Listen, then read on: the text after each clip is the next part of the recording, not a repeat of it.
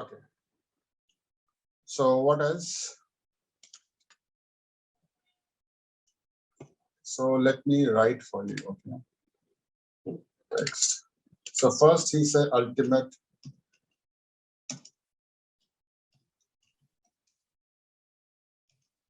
Oh, no. Okay. What else? What else? Of support from the ultimate owner to the subsidiary. Sorry, I can't hear you. Somebody's talking. Degree of support. Can everyone hear her? Yes, yes, I can hear her. Okay, maybe then I can. Okay, okay, no worries. Please go ahead, Agantas. Go ahead, go ahead. Degree of support. Sorry? The ultimate owner. Oh, who's that? Degree of support. Degree of support. Degree of support. Okay, yes, good point. Okay. Yeah, Degree of support, right? Right? Right? What else? Source of cash. Where's the cash originated? Of cash. Okay. What else? Okay, somebody has written degree of support. Okay, yeah, that I've written. What else?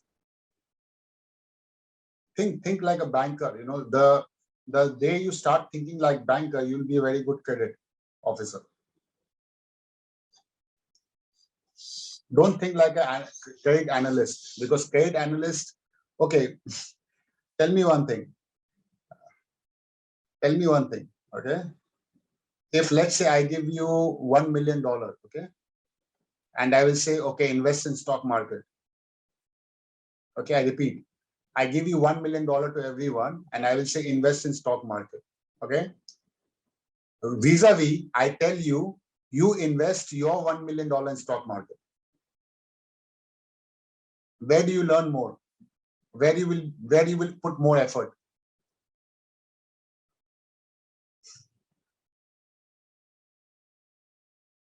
Where you think that in both scenario, in which scenario, you know, you will be putting more effort, you will be thinking better, your mind will be thinking better, you'll be doing a better job.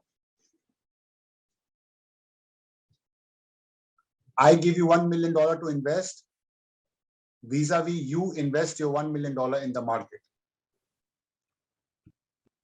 We put our own money on. Own money, right? When you invest your own money, any of you have invested their own money in market, stock market, or any other investments? Anyone? Anyone? We're not allowed to. You're not allowed any stock, only gray list. In the stock Direct market, investment. they are prohibited. Yes. But Besides stock market, yes. all stocks. Yes. Oh, I thought only gray listing. You know, you can take approval and do it. No. Okay. Okay, that's a reason, good reason. Okay, no worries. Okay, let me share my experience with you. Okay. So when I started investing my personal money in 2000, I think 3 I started. That was my first investment, because where I actually felt that I should invest. So let me tell you how I started first of all, okay, and what I do. So when I started investing, so I was a very risk averse professional for a couple of years.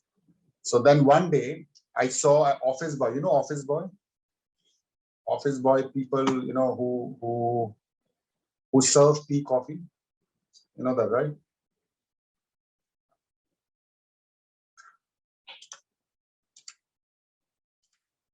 Office boy, people who serve tea, coffee. Yes. So when I was young, so I saw this guy, office boy, okay. He was sitting in the computer and he was doing buying and selling of stocks. Okay, office boy. So I being, a chartered accountant and MBA, I said, why he is doing, why I am not doing this? And I was very amazed to see that. So I went to him, I say, how do you invest? Teach me, because I don't, and he's just an office boy. He's serving tea to everyone. You know what he said? And he was making good money. Huh? He was making good money. And that was a rumor on the floor that he's making very good. So I went to him one day. I said, how do you do it? Teach me. He said, I do very simple thing. In those days, there was no electronic trading. Okay, you have to get this receipt and everything. Okay, I'm talking about 20 years back, 18 months. So he said, my boss do a trading in the stock market. So what I do, whenever I go and see his receipt, whatever he buys, I also buy. Whatever he sells, I also sell. Now, I learned a very important lesson, okay? To make money, you need mind, okay? You don't need anything, and this was an amazing lesson. So I got inspired by him, and I say, okay, let me invest. And, by that time, I was underwriting the loan, I was underwriting all this thing, okay? And you write like this, right? 10 million, 20 million, you just write because you don't care, it's a company money, right? So that day I invested, and I still remember my first investment was like $100. I invested $100 in 2 stocks, okay? And entire day from 9 o'clock till 6 o'clock, which was normal office, stock market was open till 3 o'clock. I saw screen at least 10 times. Now, what I learned from it is that when it's your own money, the monitoring is at different level as compared to when you're writing the check for the, banks, or you don't care, right? 10 million, 20 million, just write, right? That is where you learn, okay? And that is what's a learning experience. So that's why when I say you think like a banker, because, the more you think like, because currently you're doing rating, okay? Now rating, when you do, if you see, you are doing something very similar to what banks are doing, okay? Your mind should be like this, not just writing a rating, but think from the bank perspective, okay? Whether the company will make a default or not. That is the only thing you are doing, right? That is the entire objective, to ensure whether the company has in the good credible position.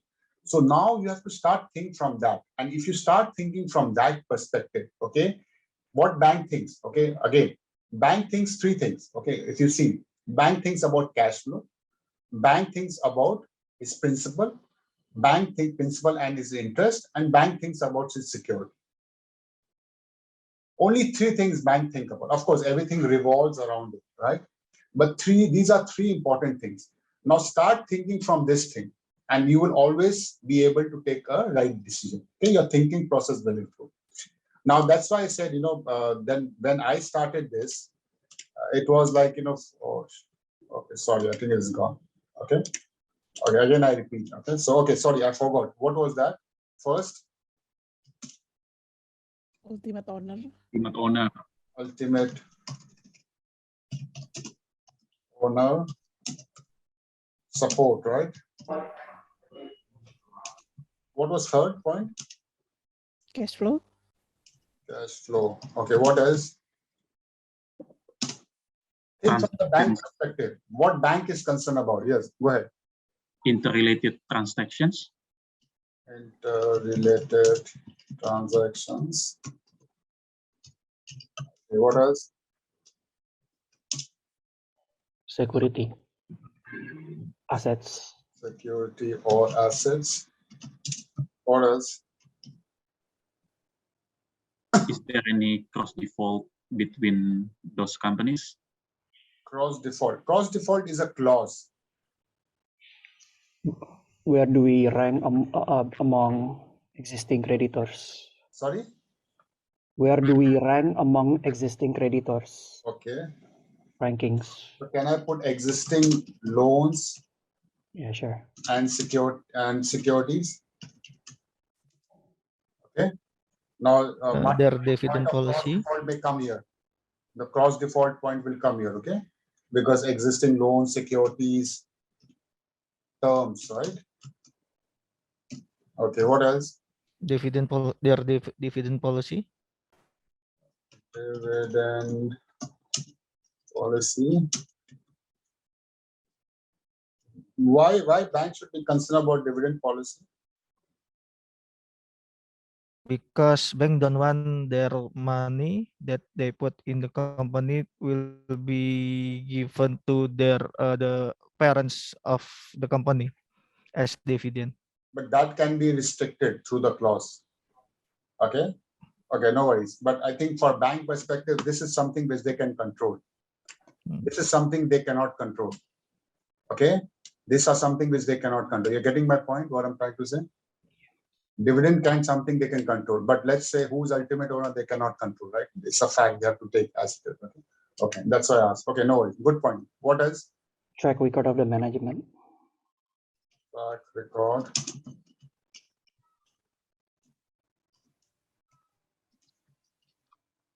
I think this will come in the ultimate owner. Okay.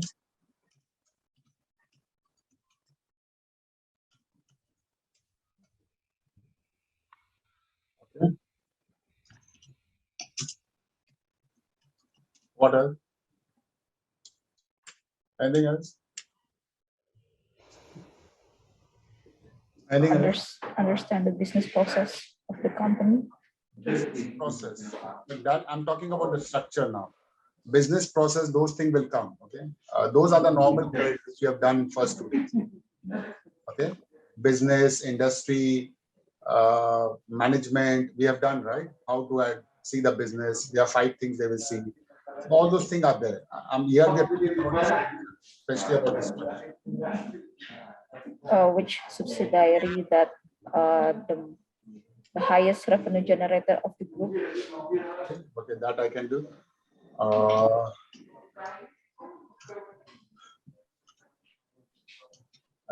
Flows from other subsidiary, or I put operating company and the whole co. Okay, cash flow from main bank. Okay. Okay, what else? Ratio, essential ratio. Essential ratios. Ratios of what? Sorry. A ratio for which company? For the operating company or other company? For both, I think, because we have to look at the financial health or financial condition of the holding company as well. Okay. Critical ratio, okay? Yes, critical ratio. Not all, because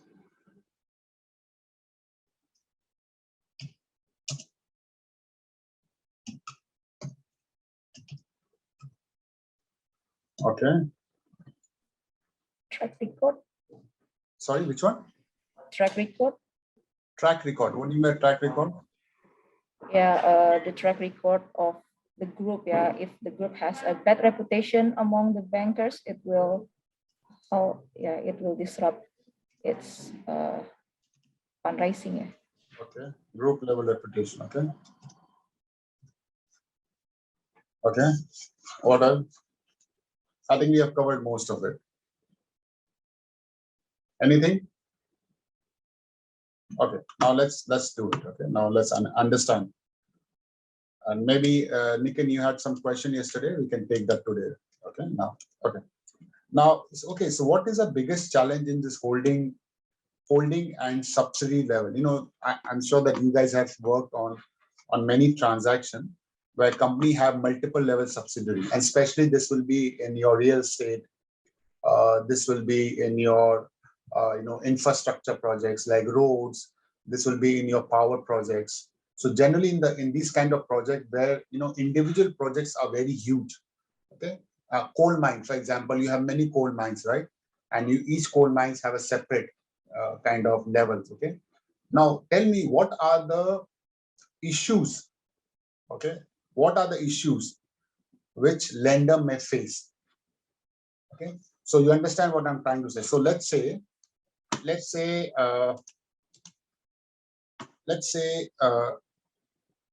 the banks want to come here. Let's say DBS. Okay.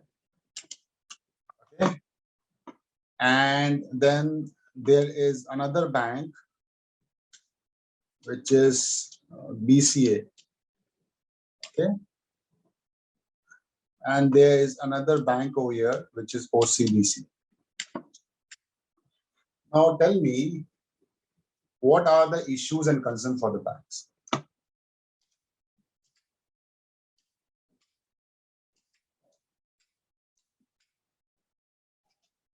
Tell me, what are the concerns for the bank if the holding and this company come? What is the biggest concern for the bank? different bank, different governance. Maybe side streaming. Sorry, Side streaming. side screening. Side streaming. It means maybe they can borrow to sister companies, something like that. Okay, mean or siphoning. Okay, okay, okay. Okay, so one is, sorry, what somebody said one point. What was that point? Different bank, different governance, Okay, different clauses. okay, okay. Different covenants. Okay. But tell me one thing, why this should be concerned to bank? Because bank is taking risk only in this OPCO. So why should the bank concerned about this covenant which is in this BCA? How they define a guarantee? Okay. Guarantee of the loan? No, first. So Yeah. no, first let's first talk about the covenant guarantee. Oh, covenant. Now tell me, how does the different covenants bank are concerned? Yeah, because one bank doesn't know what the other bank put into the governance for the company. So if the other company breaks the other covenants, the other bank doesn't know. They don't have the information about that. They have limited information. Okay, so one, you're talking about the default, right? If any covenant. But my concern is that now, assuming that, okay, the one is the covenant, okay, that there's no, that I will explain later what is the cross default and how bank controls it, okay. Now let's say no, but again, my question is, I'm taking exposure only on this company, right? I'm not concerned about this company. But how does this company impacts this company? You're getting One, Maybe, one maybe obligor, the asset. sorry?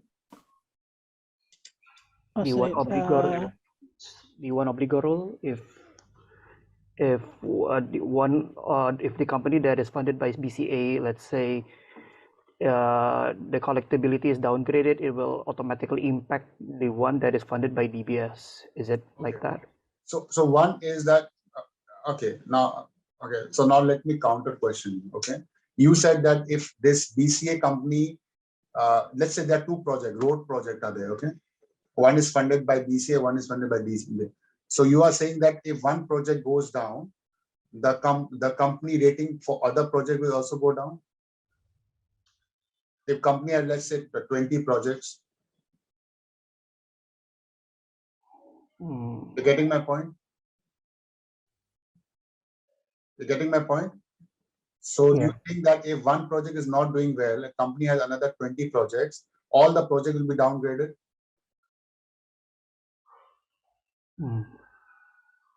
May or may not, right? If that project is very big, I can agree. If the project is very small, may not. All right? Maybe the biggest challenge will be whether the asset that will the assets for I mean the one that the DPS will fund, whether it has been pledged for the banks at the OCBC. I mean, Yes, I think that is so there are 2 points. Okay, one is whether this assets had been used, okay, or is dependent on some kind of loan. That's one point. Or there are some kind of inter-company transactions which are linked to it. Okay, that's one thing. The second point important is, what is a common link? The common link is this one. You see this? This is a common link. Okay. Now, any impact of this, okay, will impact the main company, which indirectly impact this company. So there are 3 important points. Okay. So one, apart from this, okay. One apart from this, one is any, like your colleague said, okay, interrelated assets or transactions. Okay. And third point is holding level.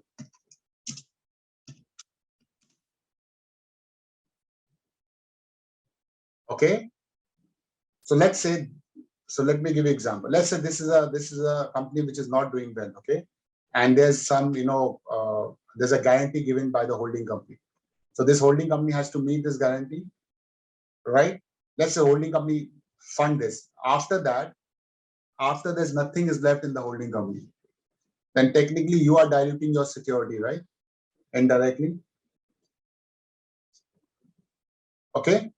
So if you see this point, the support of the cash flow from the main company, point number 2, okay, support point number 3, okay, and point number 4 and point number 5 all get impacted in this cross. Okay. So that's one important point which is there, and that's why bank is more concerned about the impact. So if it's an independent project, okay, let's say if it's an independent project, nothing, no corporate guarantee, nothing, project finance, pure project finance. Okay, all the security are the project of this DBS only.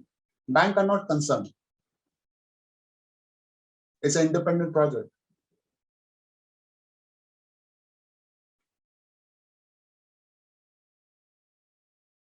Okay.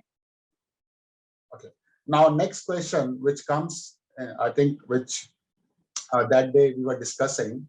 The next important question, which is there, is very important. Is like sometimes you create this operating company to not consolidate the debt.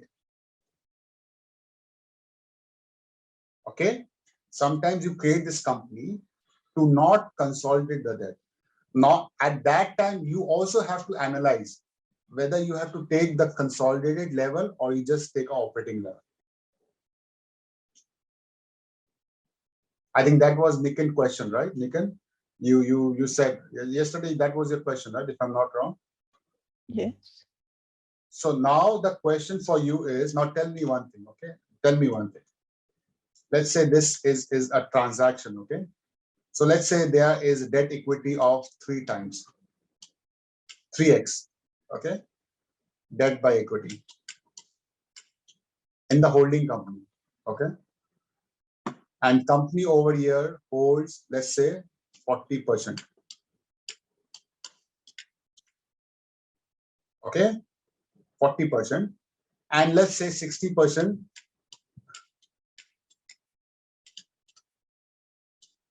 Okay, 60% is held by someone equal partner, okay? Someone who is doing equal business.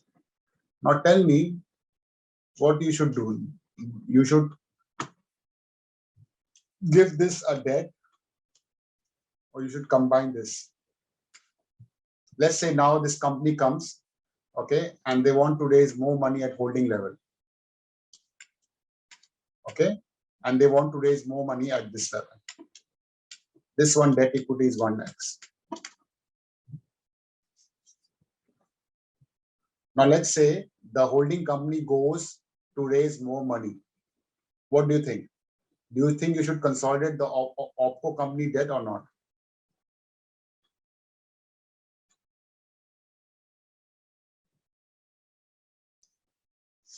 Okay, let me make more simple.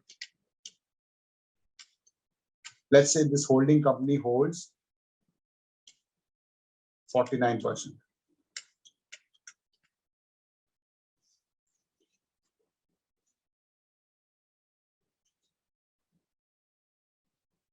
What you should do?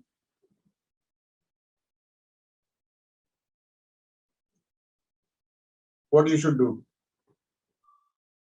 Maybe depending on the whether the OpCo is like you said, if it is project finance. OpCo, let's say OpCo is a project finance, yes. So let's say first, let's talk about the holding company.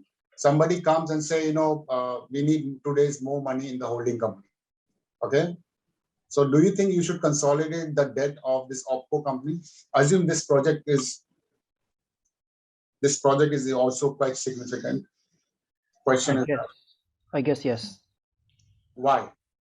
Because you're assuming that the 51% has equal position with is equal, right? So in times of when the operating company needs to get bailed out, then both of the parent companies need to step in.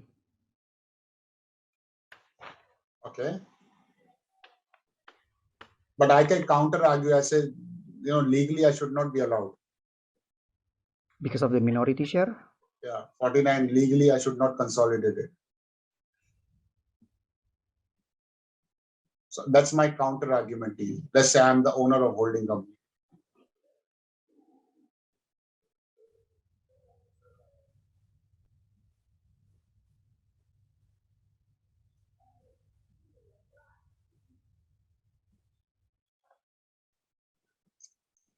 Let's say I'm the owner of holding company. I say, not required.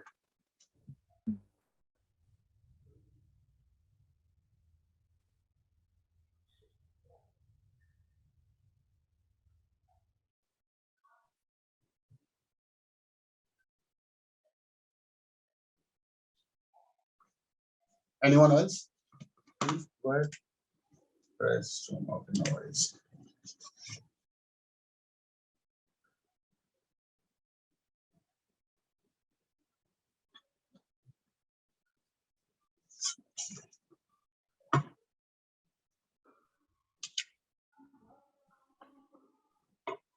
But yet again, maybe we should ask how much control does the company have, not in terms of share, like maybe in terms of management control, business control, and such, and whatnot. So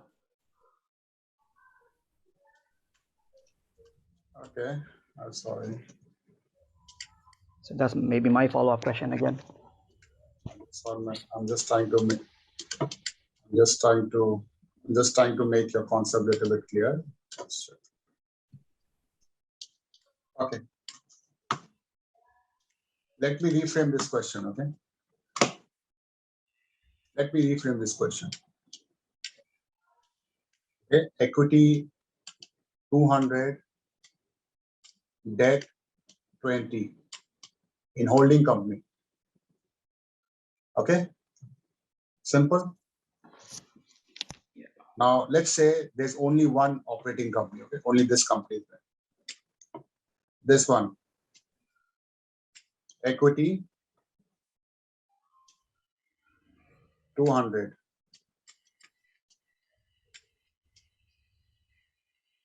debt 600. Okay, 49. Now tell me.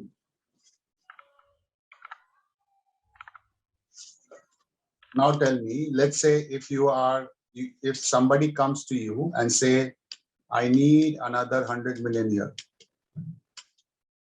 Okay, you will say my equity is 200, my debt is only 20. Okay, I need another 100. Okay, here. I can easily take 100 over here on holding company. Now tell the question. Will you consider this debt or not? Now the question is very simple. I made it very simple for you. Yes, Marshall. Marshall has answered. So,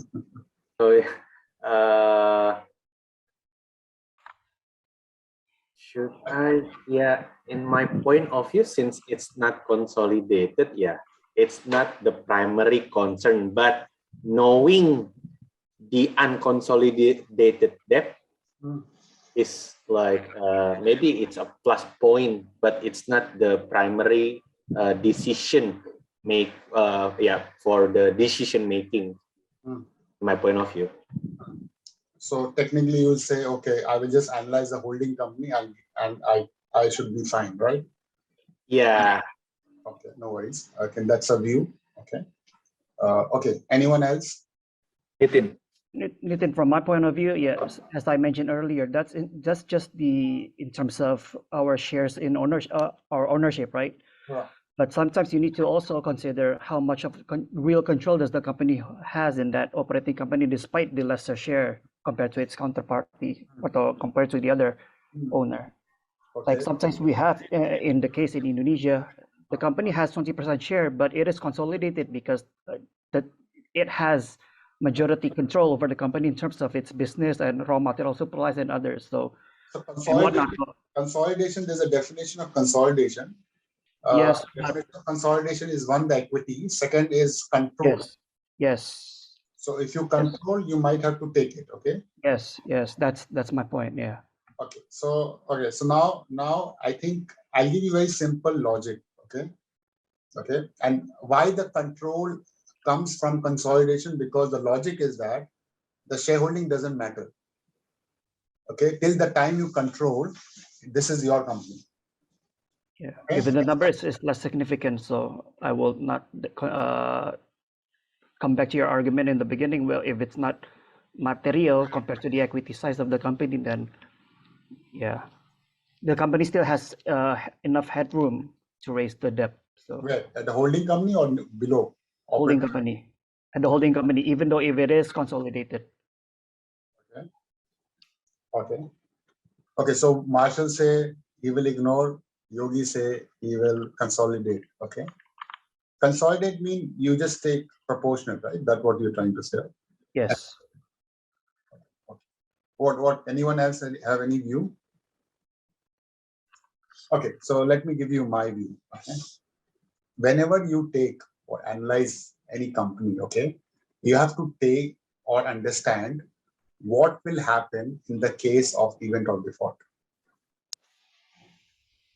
That should be a question you should ask. Okay. Now let me answer this simple. Okay, let's say tomorrow there's an event of default at the operating company. Okay, event of default as operating company. So who is liable to pay this 600? That's the first question you should ask. So who is liable to pay? Operating company. That's the first question, right? Operating company will pay whatever the assets are there and all this thing. But let's say there is a clause, okay, where there is some kind of support which is required to give from the holding company or from the sponsors. You know, many bankers, they take letter of comfort, there are different kind of, right? Letter of comfort, then there's a corporate guarantee, then there is, you know, something called, you know, there's something called, you know, different kind of support letter from the group, right?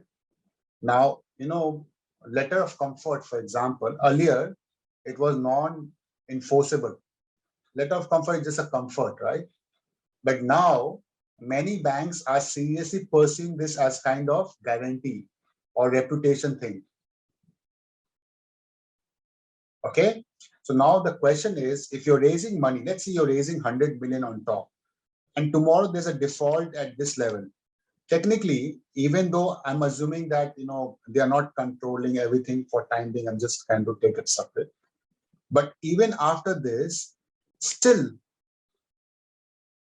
if they are liable to support this OPCO level, let's say with $300 million debt, it's a highly leveraged. You should take in account. But let's say this is a standalone entity without any obligation on the parent company or a holding company, you can keep it separate. So the test is you have to understand that what is the obligation of holding company in case there's a default. Okay, you will get your answer. Okay. Now, if you go to many group companies, especially the holding and OPCO level, when you go to some of the big companies, okay, big reputed companies, you know, they what they do, they never issue any corporate guarantees or cross default clauses. They don't want to. I will discuss that in later. Okay. So in that case, the holding company is well protected.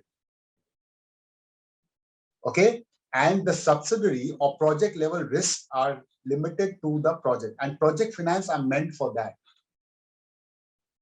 On the day one, when I explained you what is project finance means bank take the risk of all things in the project only. It doesn't get spill over to the other projects or to the holding company. That's the objective. But if your credit is not good, bank will put this cross default, bank will take corporate guarantee and all this additional support. Clear? Now, what banks, if you see this, banks, whenever banks do this kind of transaction, banks are concerned to protect this. Protect what? That we already discussed, the assets and the cash flows. Okay, so anywhere where the asset is interdependent, bank is more concerned. Okay, if the asset and cash flow are independent, banks are more comfortable. So as an analyst, wherever there's an interdependency between the holding companies or subsidiary company, that increase the credit risk of the transactions. If it's an independent, it's more better view you can take based on the separate assets. So let's say you have 10 power projects or you have 10 road projects. If everyone is independent, some money is coming from here, some money is going from there, you know, the cash flow is dependent on each other. Some companies giving some services there, some companies giving some services there. That is not an ideal situation. In that case, you always have to take at a group level analysis. But if you're analyzing a project which is independent, which no dependency, then you just take a operating level analysis. One more thing always remember. One more thing always remember. Okay, especially it happened in the holding and subsidiary. Okay, what? Okay, this point is clear. Nikhil, did I answer your questions or still any confusion on that? I have question, Nitin. Okay, please go ahead. Yeah, so the key points is there any obligation at holding level in the event of default in operating companies, right? The question is how to get this information. Is it from the bank loan agreement at the operating level only? So I mean, we only gather the information from bank loan agreement, or is there any other documents that we need to review, to confirm these questions? Okay, for this you have to review the bank loan. Okay, now if there any side letter, the company will not give you side letters. Okay, so I'm not sure, you know, you will get access to those side letters. But generally agreement is your only point which you can review. Okay, and in the agreement, you see the obligation of sponsor, obligation of holding company, and what is the remedy for event of default. These are 3-4 clauses you have to review. Yeah. Okay, obligation of sponsor. Okay, what obligations should do in normal scenario, or what sponsor should do in the event of default. If you know this 3-4 clauses, technically you will understand. I will go a little bit deeper when we go in the documentation section. Okay. So Nitin, yeah, just to follow up on that, because sometimes we are faced by clients that are very close. They're not that willing to disclose everything. So what if the client, given the minority share in the operating company, they said that we cannot provide you that such information? So what are your stance on that, and how will you treat it? No, so I think that see, I think I understand your limitation, but there where you have to question it. Okay, you say that's okay, but we need to see what is the obligation in case. So you're worried about the OpCo level, right? Yeah. Okay, so when you're worried about the OpCo level, you don't have to worry about the holding company. No, you can review the document of OpCo level. You can get all information. See, so let's say holding company owns 5% only in OpCo. Okay, so there are 5 loans, right? So 5 loans are there. You see, like I said, what is the obligation of sponsor in case of event of default, in case of normal loan? You will get the answers. Okay, so again, let's say in event of default, so I'll give you some examples. Okay? So like there's one clause which bankers generally put is a overrun. You know overrun? If there's a project overrun, okay, the sponsor will put money, bank will never put. Let's say one clause. So there's an obligation on sponsor, right? If tomorrow anything happens, to put that money. Okay, let's say in event of default, or in the security section, there's a corporate guarantee signed by sponsors. right? Or it says that if there's an event of default in the, so you also get cure period, right? Cure period where you can do everything. So they say whenever there's an event of default, the sponsor should be the company as well as the sponsor has to do this. So you need to put who is a sponsor. That's why in many loan agreements, there are two categories of people. One is the founder or promoter or sponsor. Another is a financial investor. Because the responsibility of sponsor is much higher than the financial investor. Financial investors are those who are not concerned for day-to-day operation. Sponsors are responsible for day-to-day operation. And that's why there are few investors, when they invest in some company, they don't put themselves as a founder or sponsor. They put themselves as a financial investor. So that in future, there's no liability on them. So there's a difference, okay? So that's why you have to first identify who is the sponsor of this one. If sponsor is only, let's say, 2 or 3 people, your company, your name is not there, then you should not be worried about that holding company. If you are put as a sponsor, you are responsible, you have signed the agreement, or somebody has signed the agreement on your behalf, of course, you have to fulfill that obligation.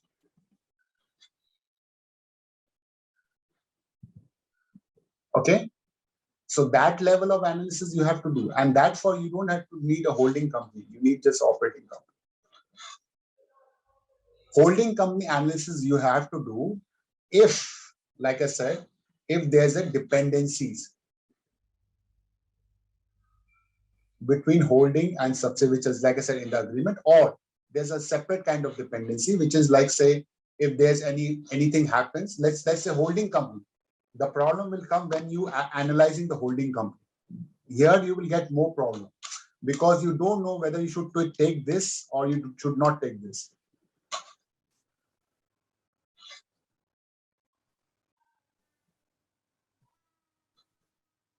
You understand what I'm trying to say? Yeah. So, Yeah, but yeah, the challenges here we face is sometimes we rate the holding company, thus we do not have direct access to the operating company. So that there will be challenges, but in maybe questioning or maybe being skeptical, yeah, on those things. yes, I think in this case we need to work on that. Yeah. This Yeah. one.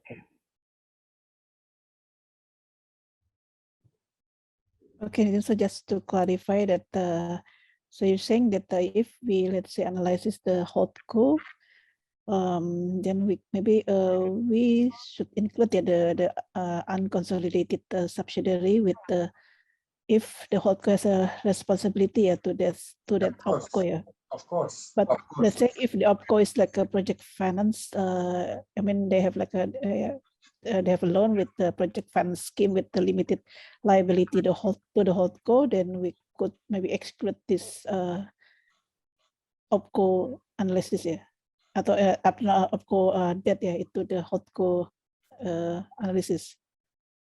Yes.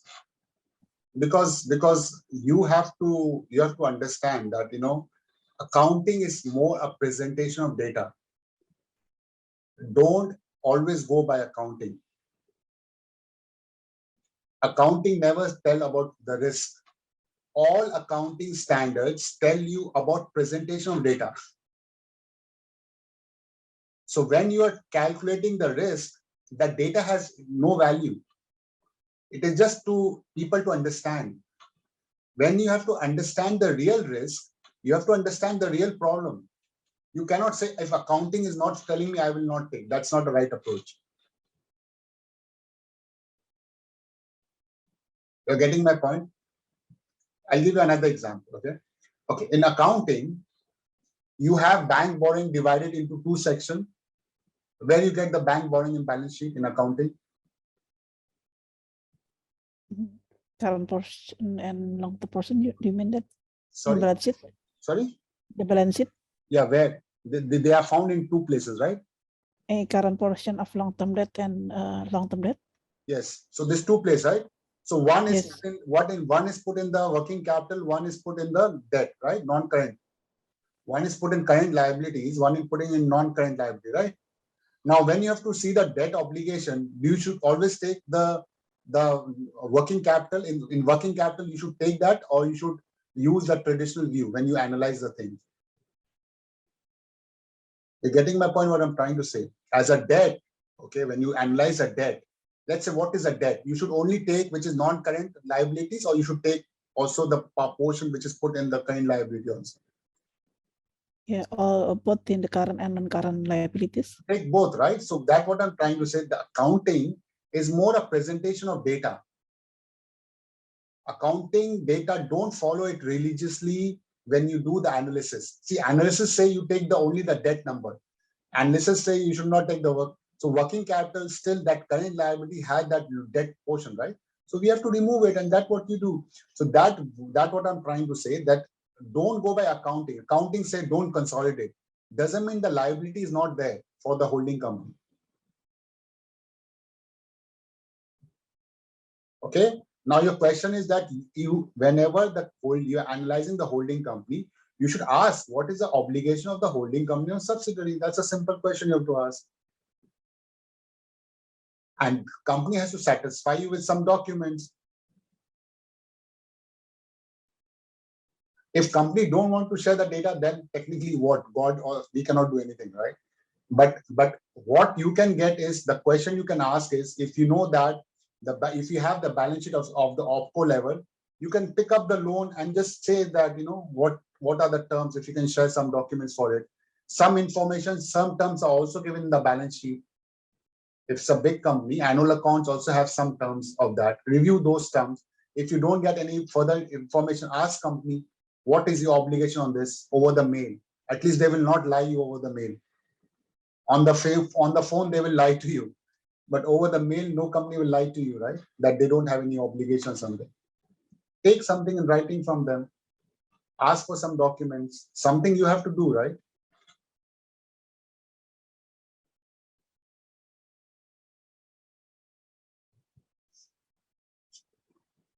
Okay. Clear till here? Okay. We have one message. Okay. No worries. Okay. Clear, everyone? Okay. Now, there are two more problems with the holding company and OpCo company. There are two more problems. Okay. Now, what is another problem? Okay.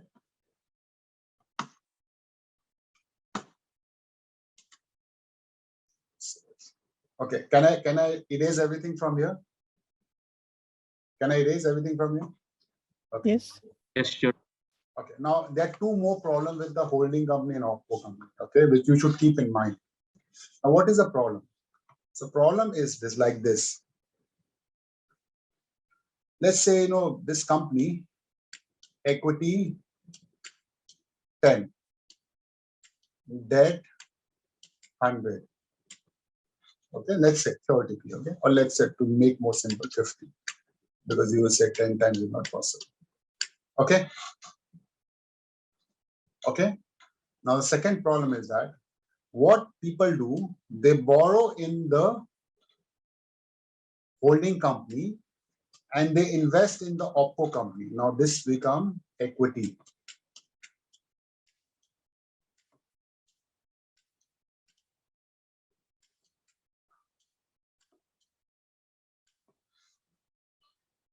You understand this? So what they have done, they only put $50 million. Okay, they are borrowed at holding company 2 times. So now that 50 become 100. Okay, now they put everything in the OpCo company. Now 150 again become 300. So how much money they have put effectively? How much money they have put effectively in this? Only 50 million in this project, right? And so let's say if I have to do like this, my equity is 150, my debt is 300, and my assets is 450, right? Yes. But actually, how much money they have put? Only 50. The entire, the consolidation, if you do, is only 50. The debt is 400. Now this is the another problem which you should understand.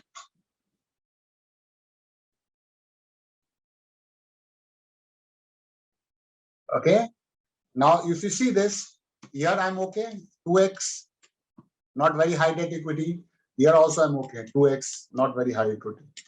But actually it's not 2x, it's 8x.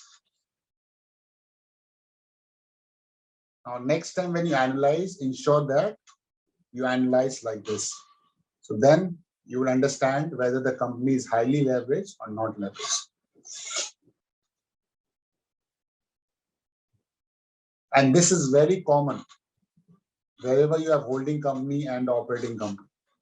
People do this kind of structuring rampant, and suddenly they find that they are so leveraged, but on the paper they are perfectly managed.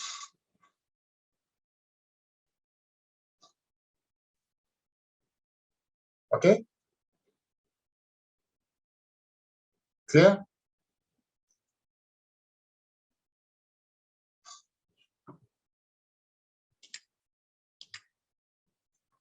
Clear for this one?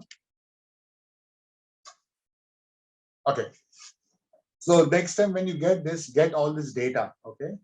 Okay. These are very important. Now, the last thing which you should be worried about is whenever you see this holding company and all this thing, there's one thing I'm always worried about. Okay. Now, what is that worrying point? The worrying point is, let's say, these two are two separate. Okay. Assume that these are two separate, not interdependent. Okay. Nothing independent. So let's say they have taken 50 equity and debt of 100. These are two independent. Okay. Now let's say this is a big project. You need to put 200 million equity and 400 million debt. Okay. Now let's say company already have put 150 from here. These are two independent. Don't worry. Okay. Now the problem will come. The problem comes when company is not able to put, and this is generally for the projects which are under development or under construction. Okay. The risk is that company is not able to put $50 million as equity.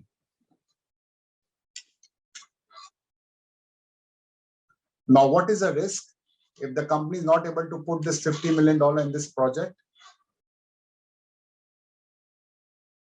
Many projects, right? Coal project, or let's say, real estate project or something, and you find that is a problem. What is the risk if the company don't put in this 50 million? The progress of the project will be hindered. So this money, major risk. And I've seen many projects in Indonesia getting stuck because of that.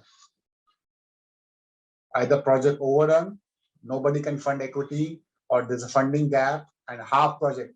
I myself, before COVID, have seen so many real estate projects, and you won't believe, people come to me and say, no, they just need $5 million.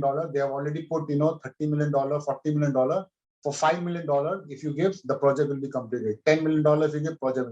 And there's so many projects like this. Now, that is the another big problem when you deal with holding company and opco company.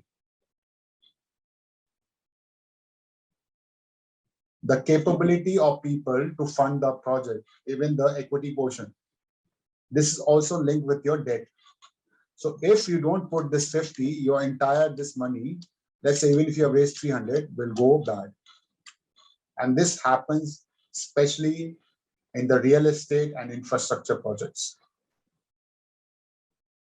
You should keep in mind, don't only focus only on debt, also on the capability of the sponsor to fund the equity, because that is also linked with your debt.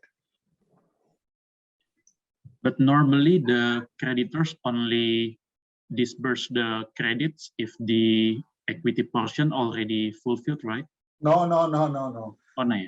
No. Sometimes it also come in, because if the project, for example, let's say your example, how do I put it? For example, this power plant, coal-based. Now coal-based power plant don't come, right? The construction of coal-based power plant takes 2 to 3 years. So you put some money, okay, as a capital, but then rest money you put in proportion to the bank's later stage. And there are many other projects where bank will ask you to put little bit money upfront, but after that you have to match up with the banks. Because big project is $1 billion, $2 billion, you cannot put $200 upfront. No. Okay. So there are chances. Okay. Not always you do. Of course, the problem. Okay. Now, what is the biggest problem? Biggest problem is that, and that happens everywhere. And this is the biggest problem. Now, what is the biggest problem? The biggest problem is that, so let's say this project, and this is a problem which I faced a lot of time. Okay, equity 20, debt 80, right? That's what you do in Indonesia, 75 or 80? 75 or 80? Debt? Investment around 70, investment 70. company. 70 to 80, okay? 70. Now, the problem is that, and that is the biggest problem everywhere, especially in the developing country, is that founder or the sponsor, they don't want to put more than 10 to 15%. Actual cash. Rest everything is in kind. They will give their land at an inflated price. They will go put some, interrelated transaction like this. What an interrelated transaction? Project management. Project management fees. So project management fees will go from here, and from there it will come as equity. Now, all this thing, that is the problem. The problem is that actual money doesn't come, 20, 30%. So what they will do, they will take money from OPCO, invest it back. They will give some service to OPCO, invest it back. Give land to OPCO at high price. All this thing happens. And that is where the problem get issues.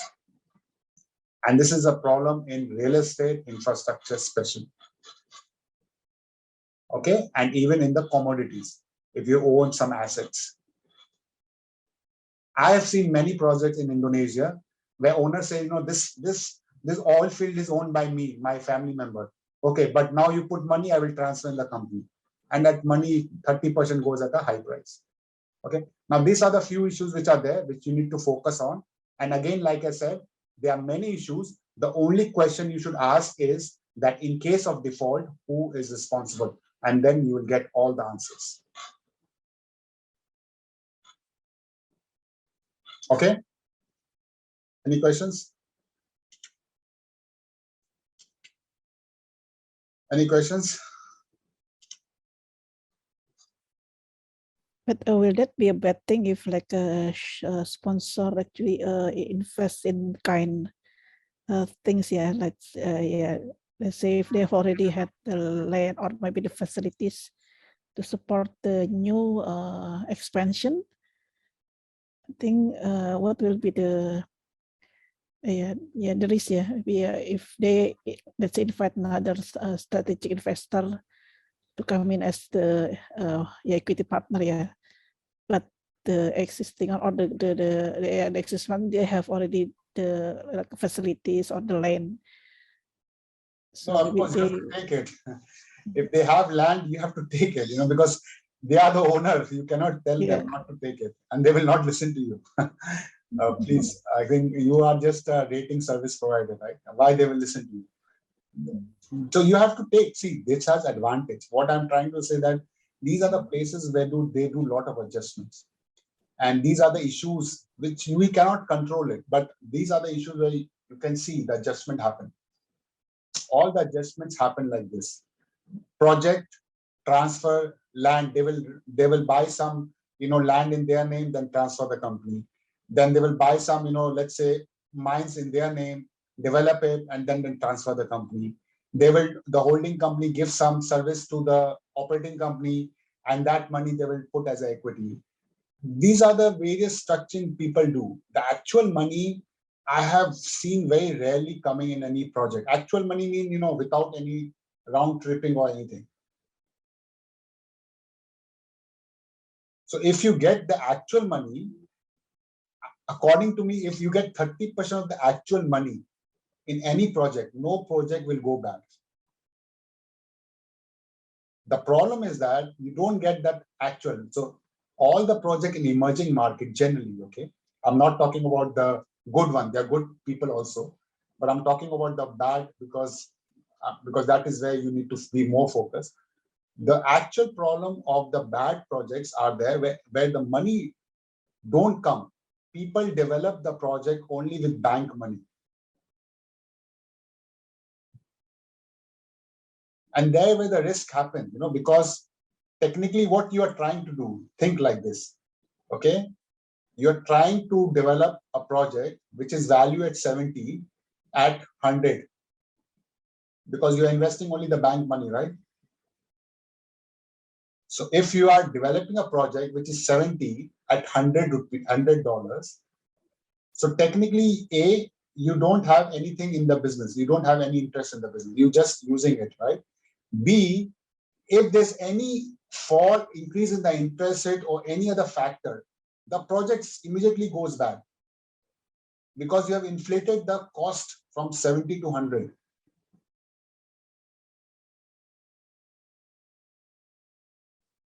See, if you are developing the money from the bank, let's say project is 70, 30, you just put land and something, right, in kind or in the process, which is not very, very high. Technically, what you are doing, the project which is 70, you made it 100. So any change in any factors, and in infrastructure, real estate, all these things, the factors are very critical. Small change have big impact. Because yesterday we discussed, right, the return is what, 12%, 14% return. 1% increase in interest rate, 1% fall in the tariff, 2% fall in the tariff, the projects immediately go bad because there's no cushion. And that's why I said, if they actually put real money, no project will go bad. And that is a sign of the bad projects.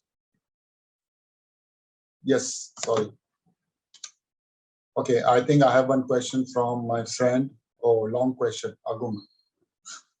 I have a case. There are two holding companies, A, both 50-50. OPCO is not consolidated to anyone. Assume all companies are owned by Ultimate. Ah. Okay. Holding company A and B are also operating company. Okay, I think, Agun, can you please draw the chart for me?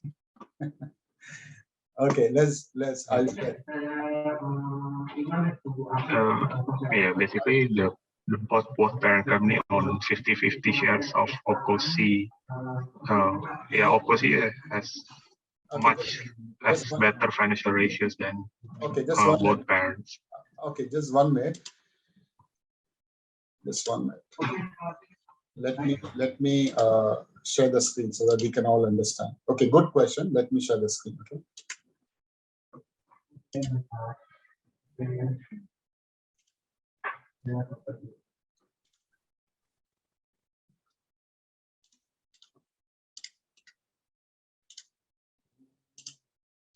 Okay, this is your question, right? Let's put your question. Okay, so you are saying that. What is it? So maybe you can help me. Okay, so this is one OPCO, right? Okay. Yeah. It owns 50-50. Yeah, 50-50 by parent A and parent B. A.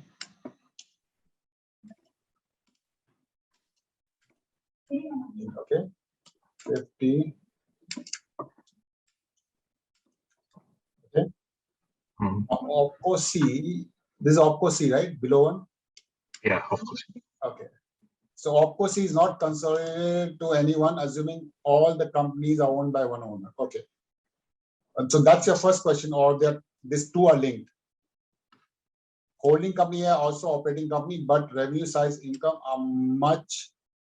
But the OPCO C is much higher. Okay, assuming that OPCO C has a better financial ratio than both the parent. Okay. Okay. So these two companies are also held by one person, right? Yeah. Okay. No worries. So what is the question? Let's say we conduct the credit rating or offer bank to loan of A and B. Should we include analysis capability? Of course, of course. Okay. Now, again, my question will start again from your side. Okay. So when you are analyzing A, okay, when you're analyzing A, okay, my first question you should understand is, again, like I asked you, what is the obligation of A? Okay.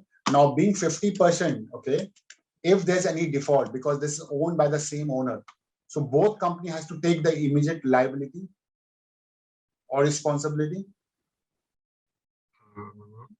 I Agree? have no information about that. No, that somebody has to take it, right? You cannot say no information. So if there's a default, my question to you, what is the obligation of A or B? Because if both are owned by the same company, technically either of this has to take, or both have to take.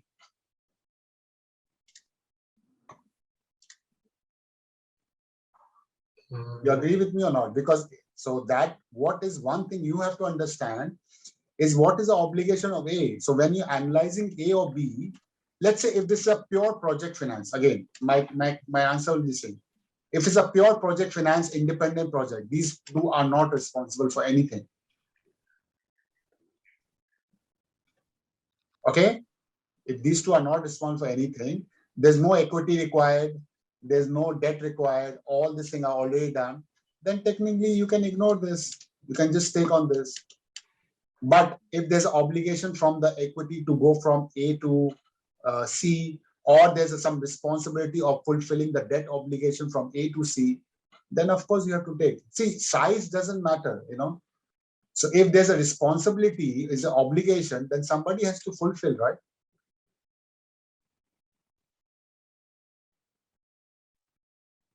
So let's say, if you analyze this company and you say that cash flow is very good, company's operating is very good, debt equity level is under control, no future funding is required, the risk on the business is very good, then technically just take this, do this analysis.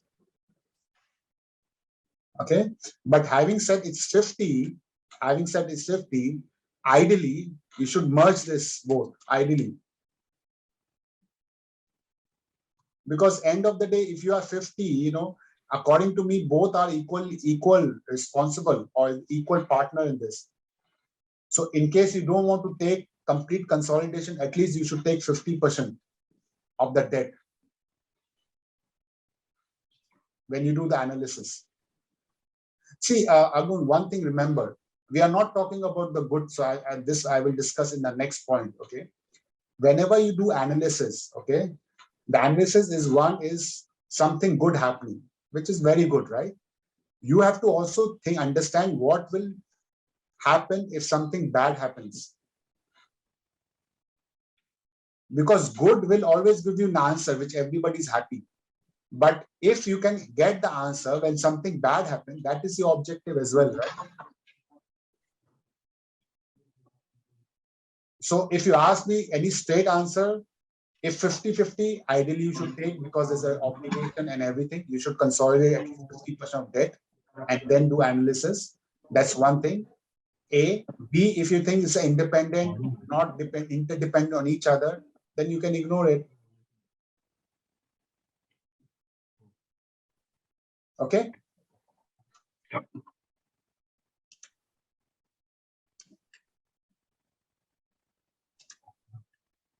Okay, any more question?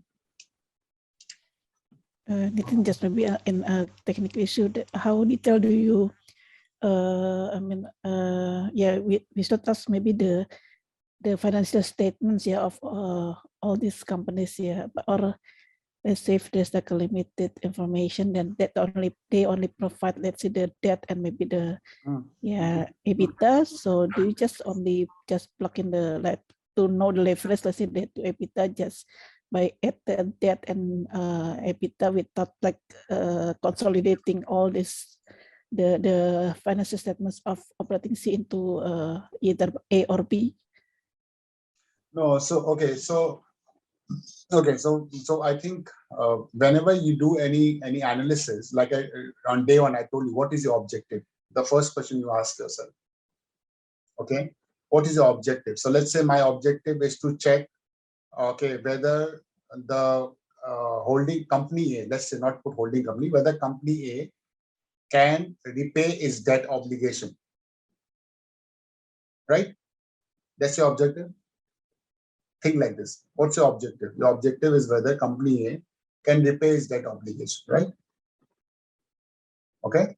Now, when you analyze this, okay, there could be two scenarios. Okay, one scenario is that company C is not doing well, right? Possibly, company C is not doing well. You find that the revenues are falling, cost is not doing, no enough cash flow, right? That's one scenario. Another scenario is that company C is doing well, very good cash flow, good coverage. No, there's no problem. Agree? Now, the question is that if the company A is doing well, sorry, if the company C is doing well, okay, then technically company A should not have any obligation, right?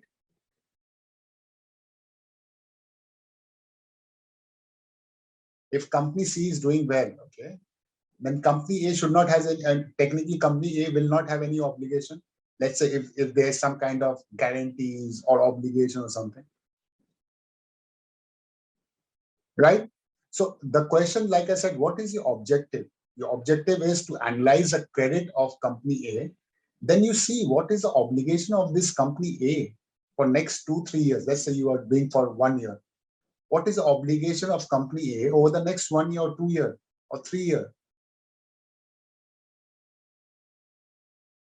And then you do the analysis. So if you want to club, so let's say if you want to club 50% of the debt, right? So you also have to club 50% of the revenue or water, EBITDA and all everything, right? You cannot just club the debt. You have to take everything, right? And then you analyze that, let's say tomorrow things go bad, whether company A would be able to service things or not. I'm assuming that both companies are equal partner because it's ultimately held by the same owner.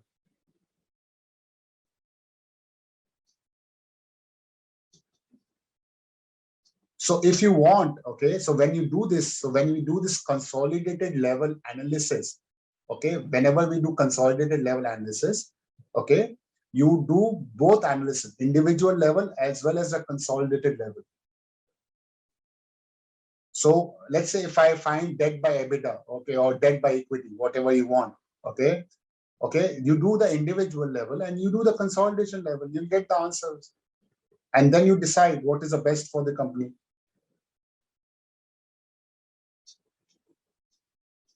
Okay, Nikan?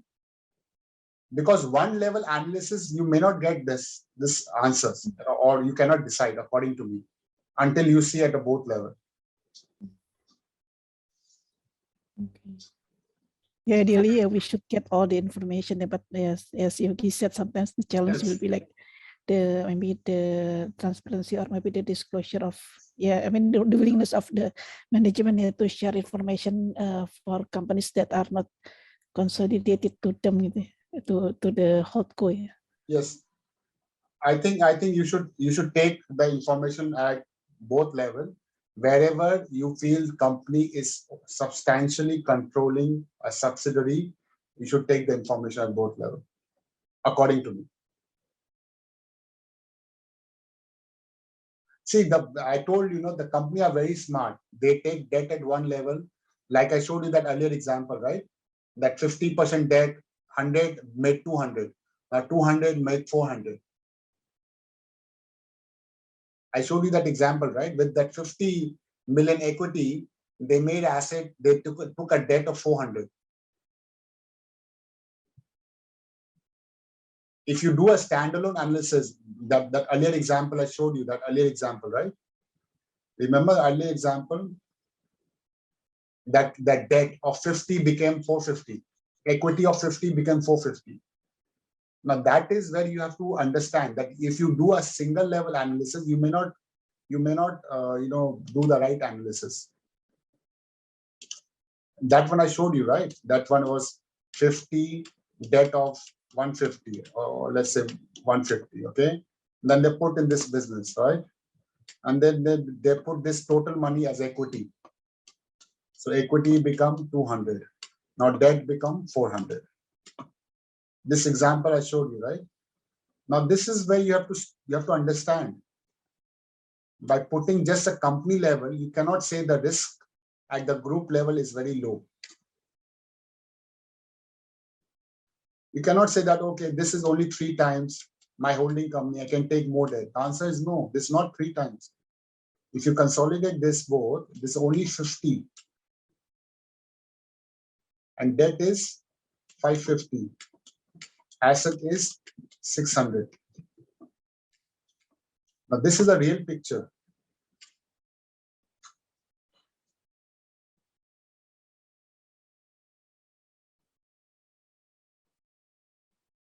Okay. So the only objective you have to see at this level and also at this level. And then you will get the real picture, whether the company is leveraged or not leveraged. I have seen many projects. 2 times year leverage. And when you consolidate this becomes 7 to 8 times. Many projects. 7 times approximately I've seen. Simple, by doing this simple exercise, you will get the answer. Even though they are not consolidating, somewhere they have 51, somewhere they have 75, somewhere they have 49. You consolidate proportionate debt. Just take proportionate debt for all levels. See, you have to understand one thing. If there's a default, the group has to take the responsibility. If you are doing the analysis of group level, bearing 4 or 5 big companies or bearing 50 big companies, okay, all the companies, the OpCo level will impact on the holding company. Except you take 5, 10 big companies of Indonesia or 20 big companies or 50 big companies. 90% of other companies will have impact on the business. Any operating level default will have impact on the holding company. If you're big name, 5, 10 big names, bank will not go. Else bank will always go behind the holding company. Will always go behind the sponsors.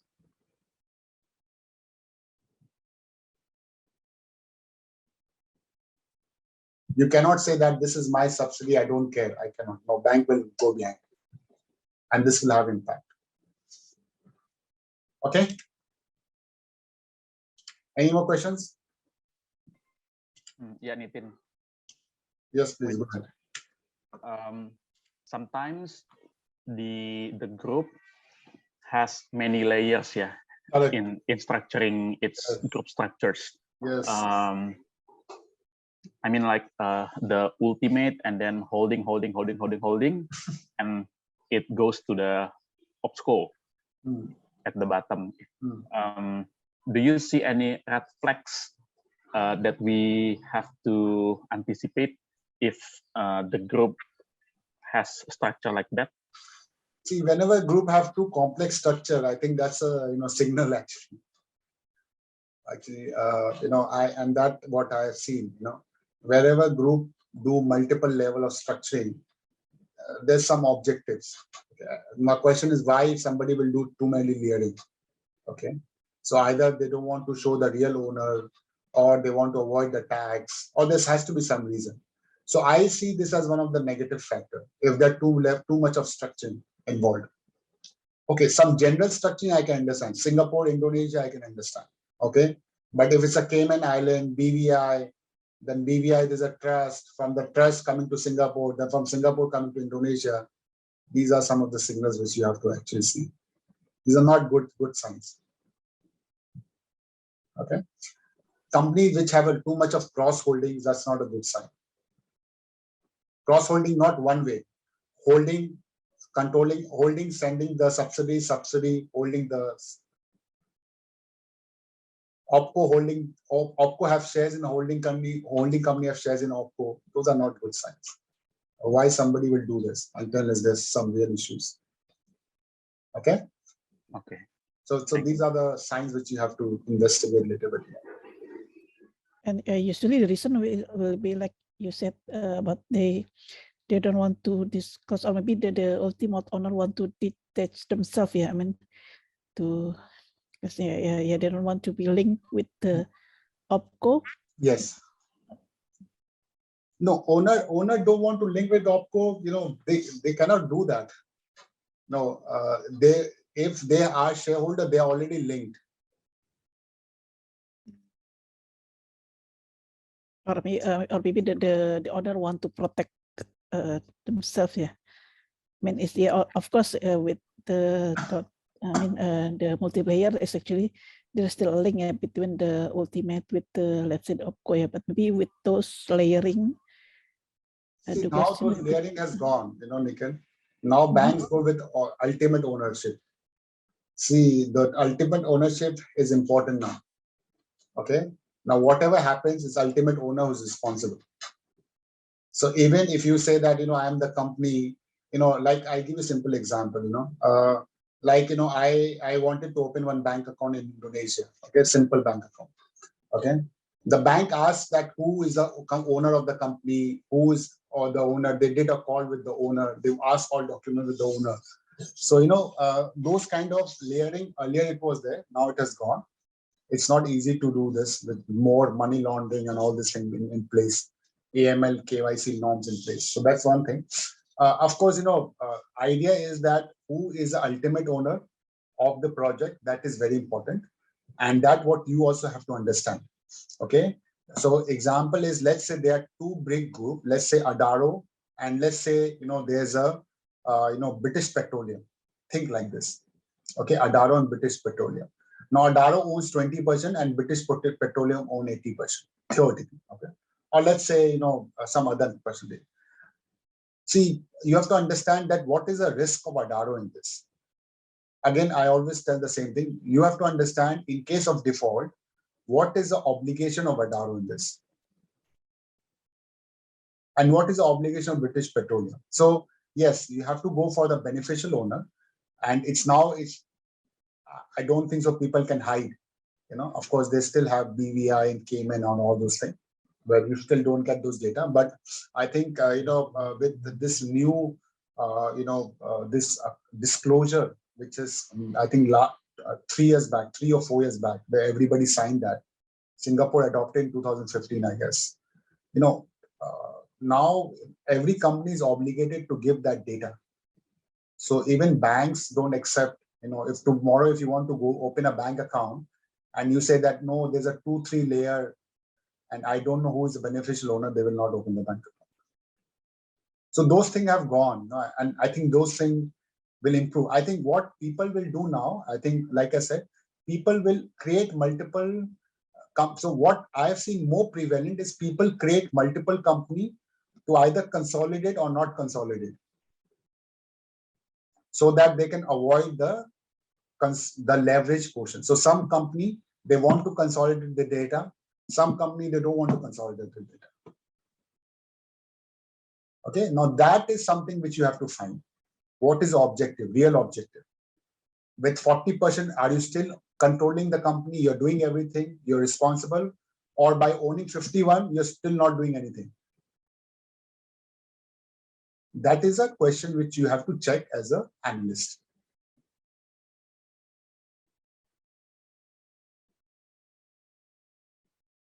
Okay.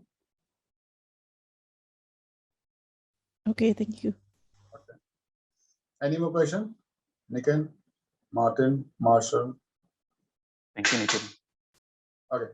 Okay. This is a little bit complex and tricky, but my suggestion is that you try to go and understand very simple point. And again, I'm repeating the same thing. In case there's issue, who is responsible? Very simple. That entire discussion is about that only. Okay. If you find this answer, you will be able to take right decision, whether you should include or not include. Okay. Okay. Now this become very important when you have multiple projects and all those things. That become more important. Anyway. Okay, let's go to next topic.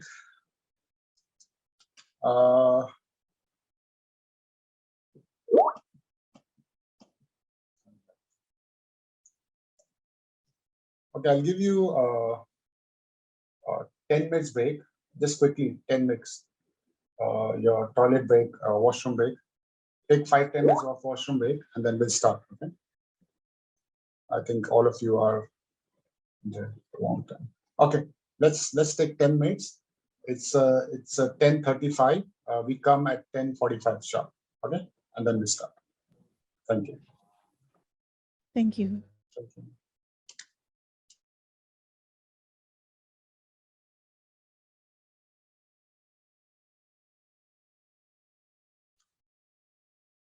Okay, hi.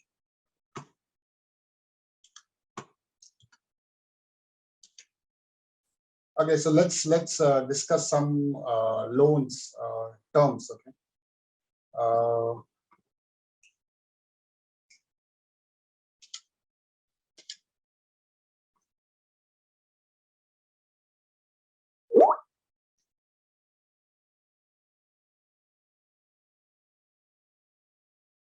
Okay, now tell me,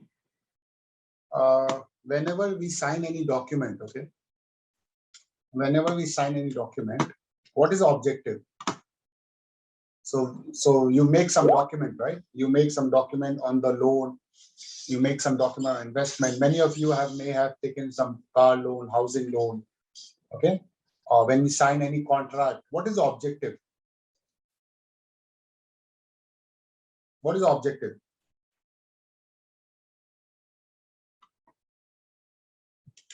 What is the objective?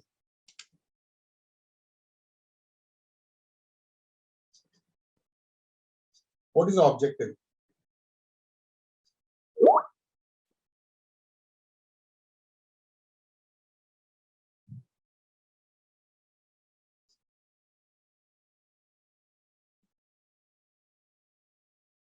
What is the objective?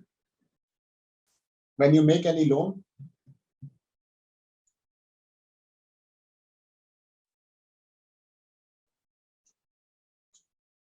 yes, anyone, please.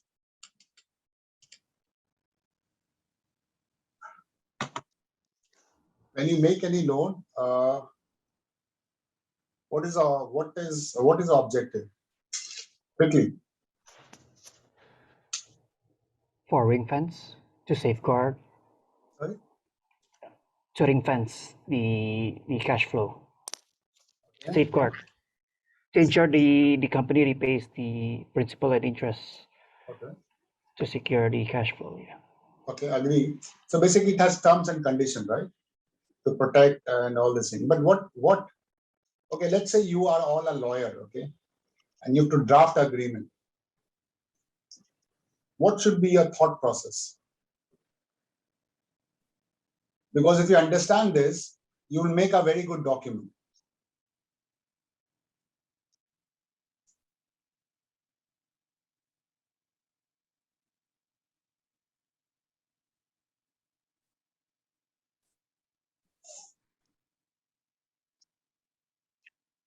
When you make a document, what is one thing which should go in your mind?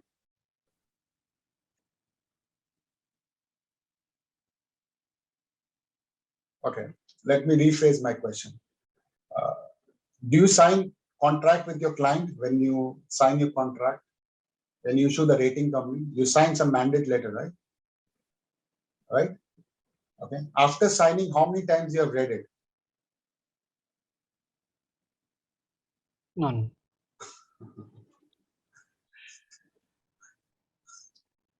After signing, how many times you have read it? 0, right? Yes. Okay. In future, when you will read it? Do you think you might read in future as well? In case if everything goes bad. Everything goes bad. See? So, when you make a document,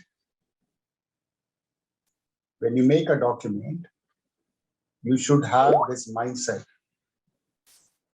How to protect your interest when things go bad.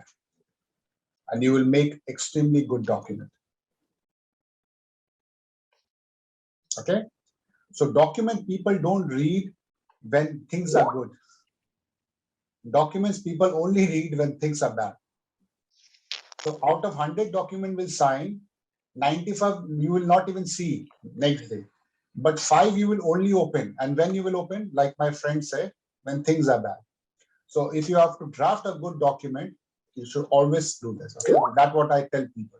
Okay, now let's come to the loan document. Okay, in loan document, what is important? Okay, there are a lot of covenants. Okay, now this is prepared by the bank and the borrower. Okay, now if we do about bank and borrower, what is more important? Because bank and borrower, okay, banks is more interested to protect his money when things are going bad.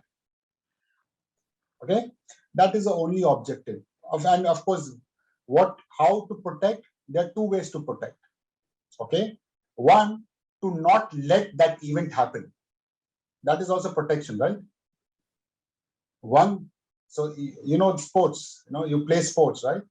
In sports, you find some of the sports, the sportsmen wear so many protection, right? Like fencing or some other sports, right? So what are those? Those are you have to wear so that you don't get injured. Even soccer, right? People wear boots and some protection on the leg. So those are the protection which you wear so that things doesn't go bad. That's one thing. Now, but there's also, if you see the soccer game, if any of you have seen soccer game, there's also some emergency outside, doctor, ambulance outside. Now, what are those? If things go bad, even after that, what we can do? Right? The soccer game is like that only, the player cannot hit each other, has to wear proper, protection on the leg. So everything is there. So that is to ensure that no accident happen. Okay. And second, in spite of that, if any accident happen, there's a stretcher, there's an ambulance, there's a doctor, everyone. This is what the documents of loan says. The document of loan will have two things. One, that what you should do. Okay, so that there's no accident, default doesn't happen. And secondly, if default happens, what we should do.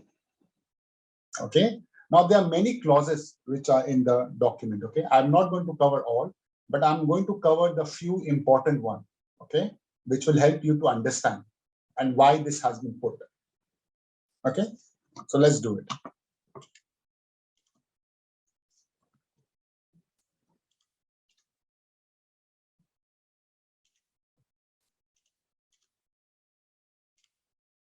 Okay, so these are the few broad. Okay,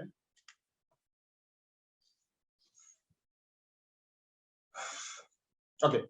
Now, these are, if you see this, liquidity test, okay? Now, these are all the protection. Remember, I told you some protection which they have to do, okay? Now, these are some protection, okay? One protection in terms of liquidity, another protection is about coverage. There's some protection about, if everything happens, force majeure, what are the different things which management do. So these are different types of clauses which banks put to ensure that things happen smoothly. Okay. Now, what you have to do, you have to tell what you have to follow so that no accident happen. And if accident happen, what you should do or what step we should take. Okay. I'm going to cover each of these, okay, in detail.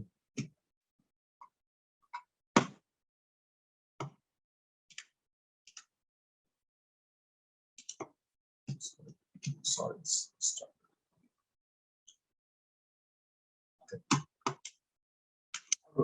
Now, let me explain and take few of these clauses. Okay. So these are some little information. Okay.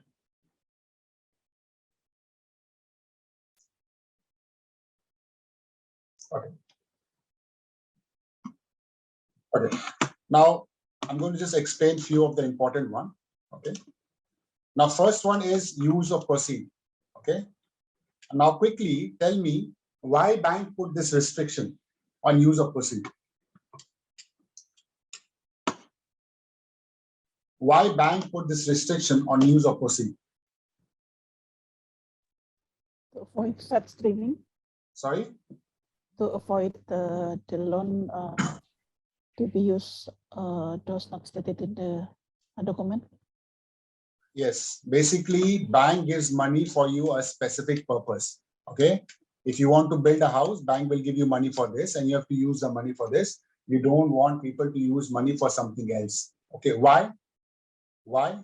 Because your cash flow, cash inflow or cash generation of the business depends on this. And bank has done analysis because of this.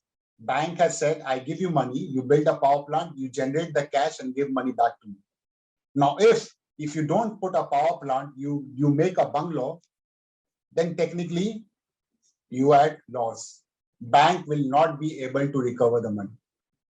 Okay, that's the reason. Okay, good.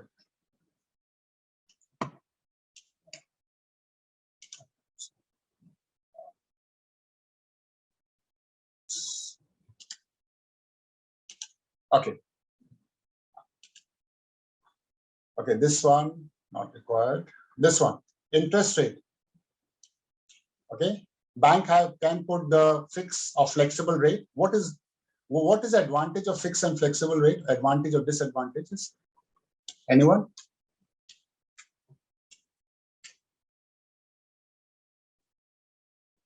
Which is better, fixed or flexible?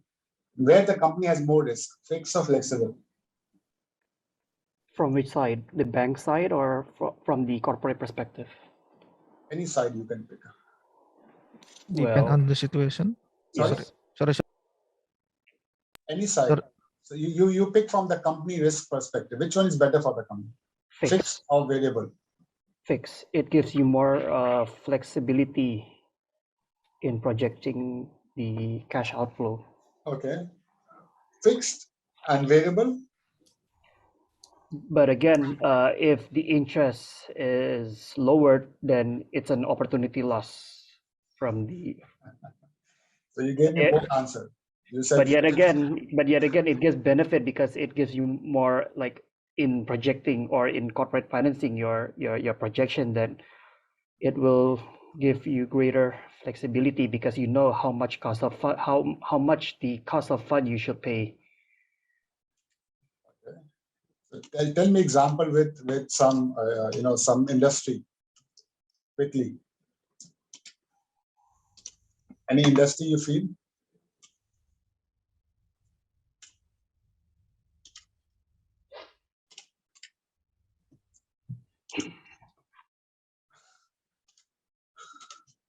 See, small terms has a lot of impact. Okay.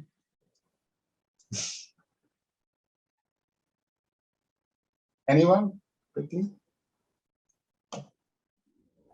What's the question again, Nitin? My question is, if you take fixed or variable, which is good and which is not good? What is the risk?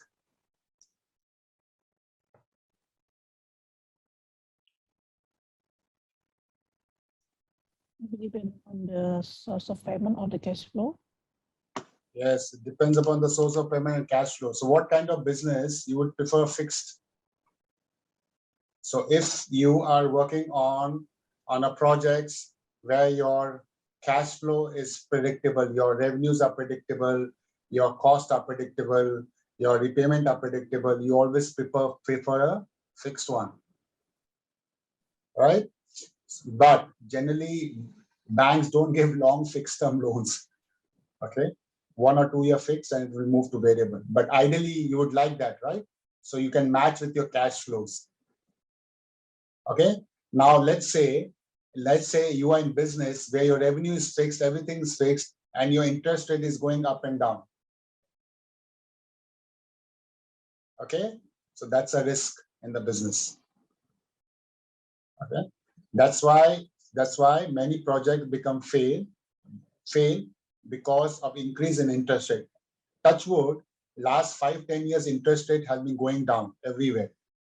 But I've seen a phase which was before 2010 where interest rate used to move up and down. Down is still okay. Up, So now, for example, Singapore, the interest rate is lowest. You can get house for only 1% interest rate. Now the RBI, the central government has come and they said that we are going to increase that interest rate.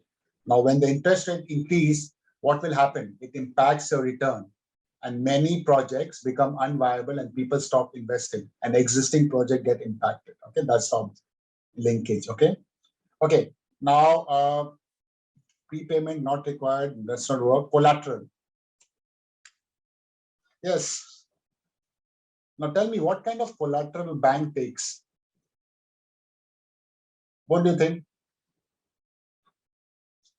What kind of collateral bank take? Bank take collateral, security, right?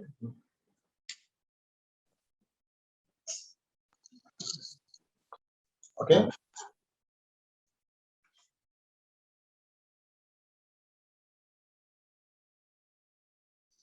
What kind of collateral bank takes? What are different types of collateral or security? Let's put security. Let's forget collateral.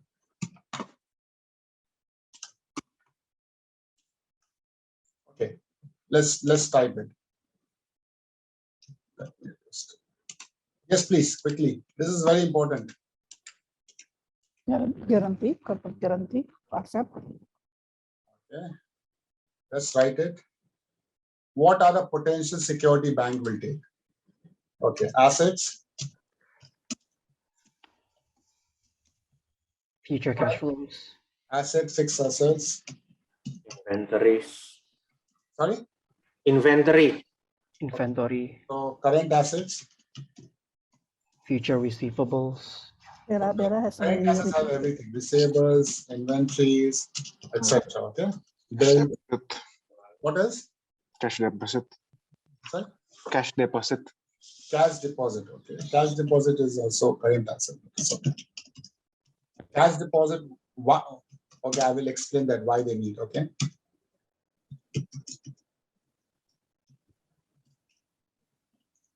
Guarantee by corporate and personal. Bella is really written that in the chat. Sorry. Isabella write in the chat. Sorry. Corporate guarantee. Corporate guarantee. Okay. What else? Personal guarantee of the owner. Yes, personal guarantee. What else? Standby LC. And by LC. Okay, good. What else? The share pledge. The shares. Yes, good point.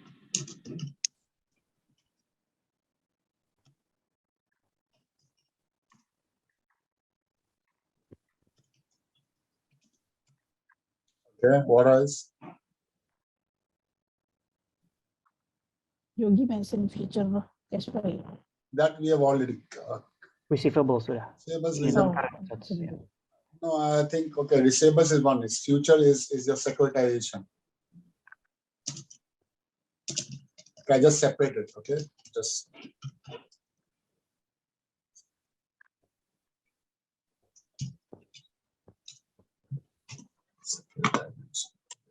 What else?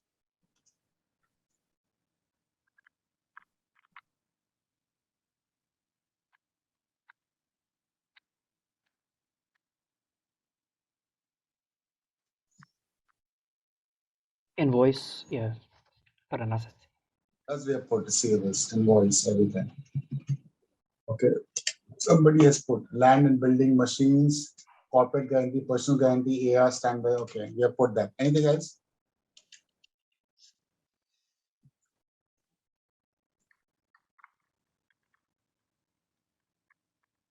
Anything else?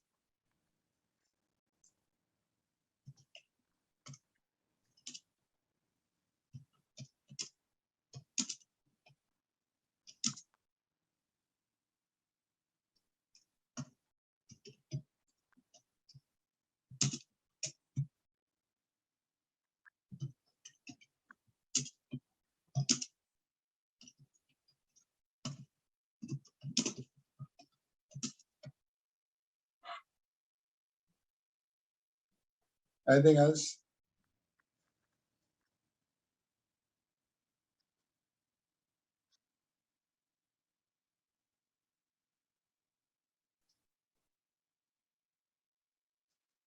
Okay, I think these are, I think we have covered most of it. But if anything else, the intangibles include everything, huh? Product, brand, process, patents, customers, list, etc. Okay, this I'm talking about depending on what is important. Okay, platform, everything. Okay, okay. Now, if you see this, okay, now these are all related to the project, existing project. Okay, now this is where you should be worried about. You see this point? Here you should be worried about. Okay. So let's say you're analyzing a company where the shares are pledged, okay, with other loan. Okay. And you're giving the credit of that companies. Okay. So let's say there's a holding company A, B. Okay. Now let's say this is C. Okay. This is a holding company. Now C has given the shares of B to the bank. A plus B. Shares. Only shares. Huh? This is the issue. Okay. The second issue is this one, personal guarantees. If C has given the personal guarantee to A, this also indirectly impacts the credit of C when you are doing the B. Okay. Corporate guarantee we have already discussed along, so I don't want to discuss this more. Okay. Rest, I think everything is there. Now, one more point, which I will discuss later, which is the cross default. Okay. Now, cross default, of course, I don't put as a security, but what is the impact? When does cross default happen? What does cross default happen? Anyone? What does cross default happen? What are trigger points for cross default? In the event of the one company in the group being default, then Okay. it will trigger to cross default. Okay. So what happened in cross default? So let's say one company default. Okay. So what will happen to your loan? Acceleration. Acceleration. Acceleration of debt repayment. Okay. What else?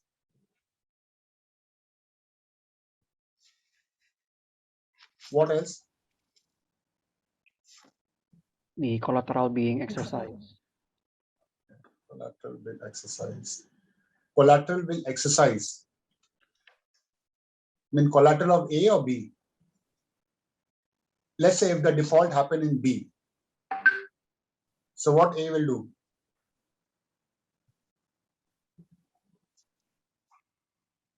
Let's say A and B have cross default. Okay.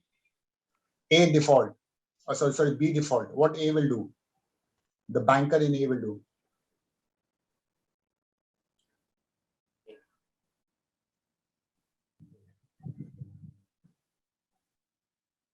Yeah.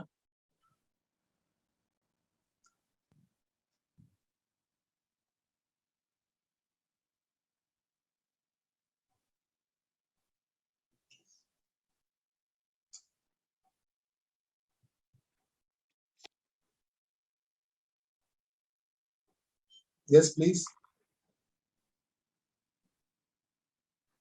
Okay, second question. Do you think the cross default in A will always result in, so let's say if there's a default in B, the bank will immediately trigger and even make the A as a default? Let's say you have 5 projects, okay, well, there's a default in one project. So let's say tomorrow the default happened. Bank will immediately trigger default in all.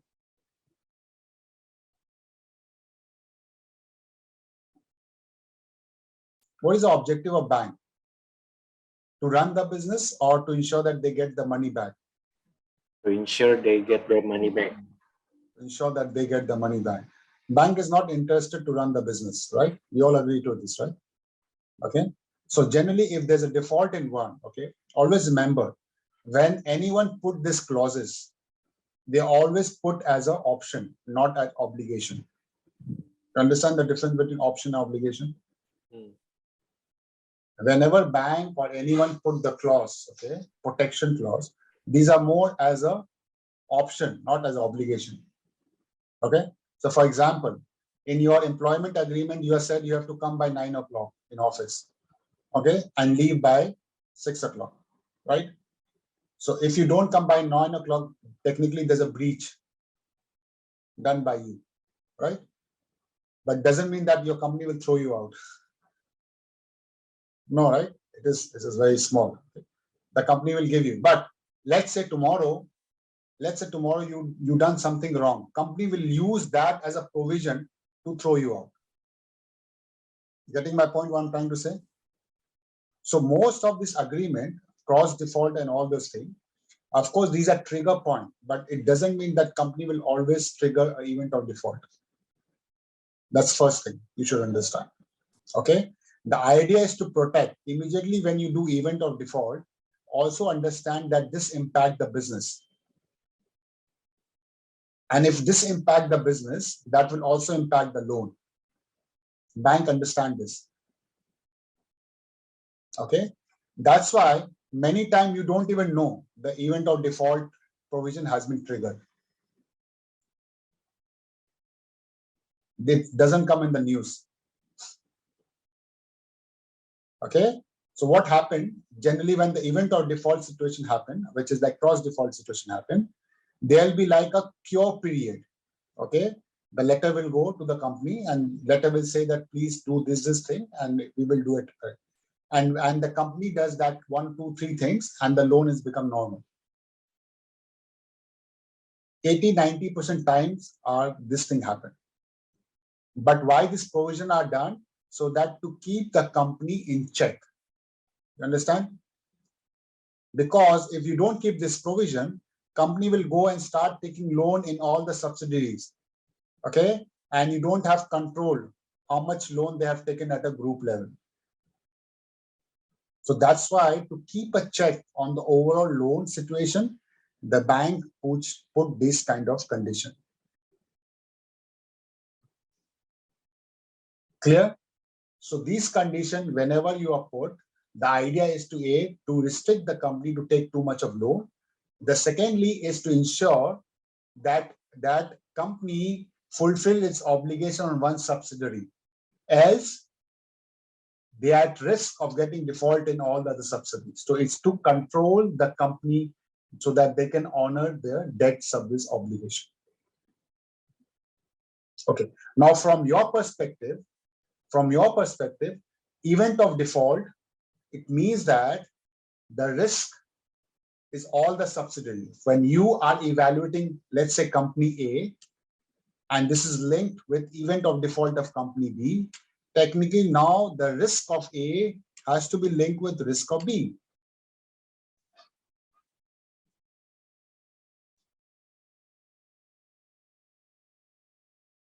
Okay. So whenever the loans are linked, okay, you might have to go an additional step and ensure that there's no risk from the subsidiaries to the B. Because there are two kind of rating two kind of analysis which you have to do. One is a standalone B, assume it's a standalone project, and B, if there's a cross default, then what is a risk of other subsidiary being hit to company B.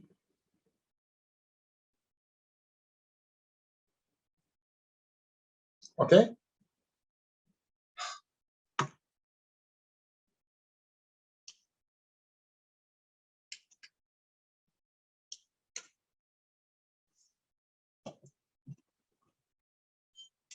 Okay.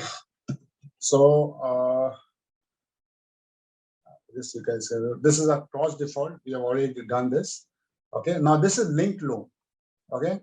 Now what is a linked loan? This is little bit different than the cross default. Okay. So basically what happens, let me show you.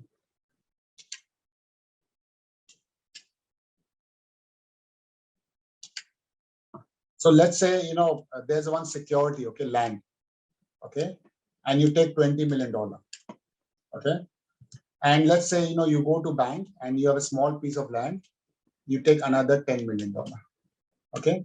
Now this you take in 2018, this you take in 2020, okay.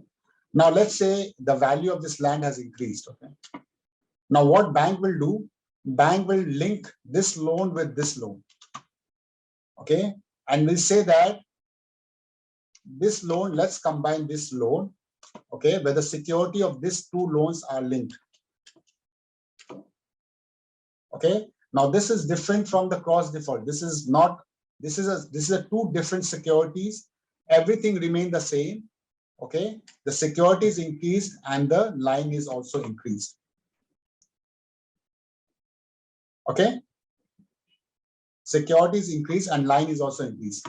This generally happens when the value of the security increases, loan to value decreases.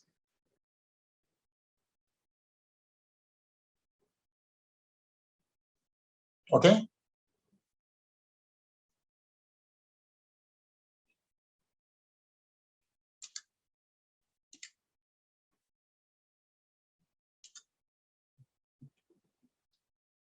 Okay. Okay, this one. Do you think this is important?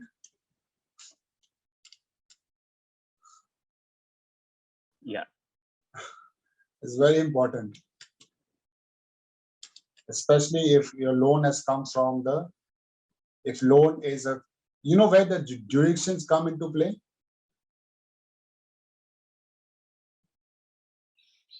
Source of loan.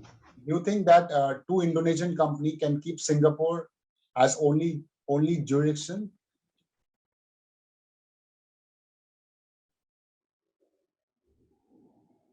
Do you think that two Indonesian company can keep Singapore as only jurisdictions?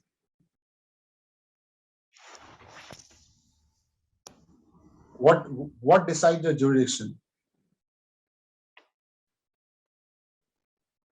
And how it is important?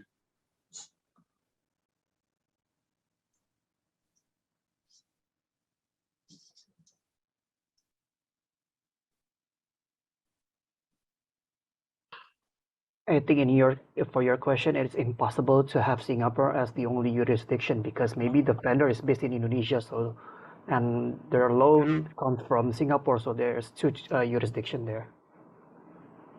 Okay. Generally, the jurisdiction is dependent on where the place of activities are. Ideally, okay. So let's say if two Singapore company, by default the jurisdiction is Singapore.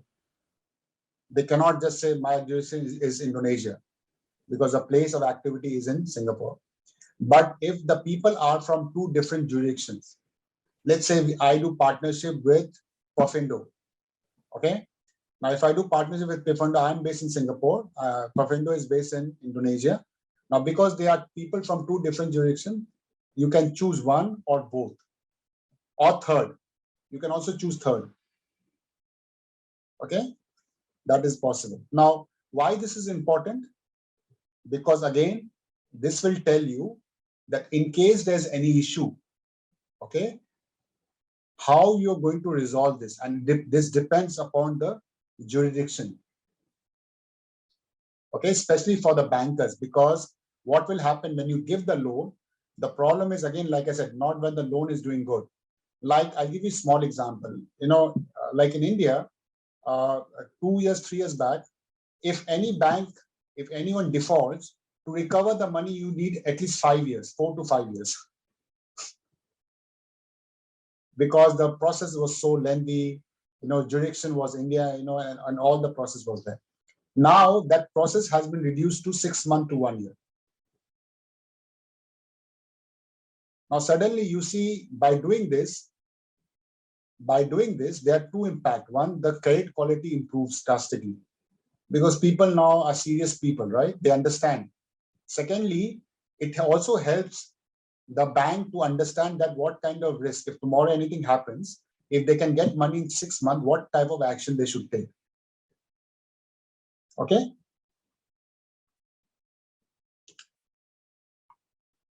Okay, now this is okay. Okay, now ratio norms. Okay, that's different kind of ratios with bank put. Okay, now that is in the front. I will just go on the last. Just hold for this ratio norm.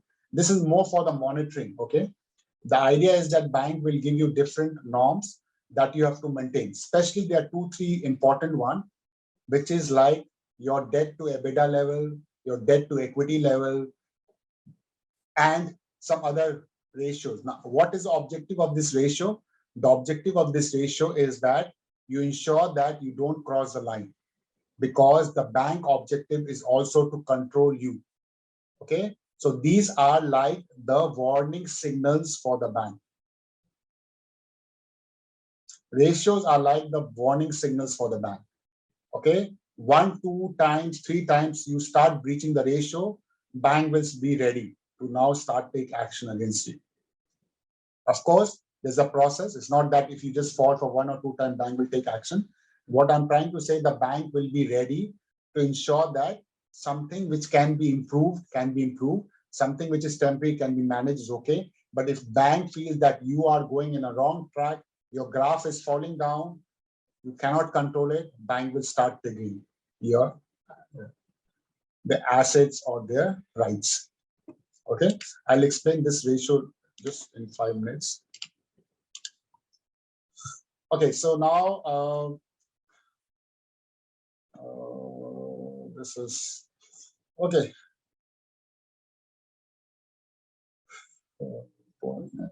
Yes, this one.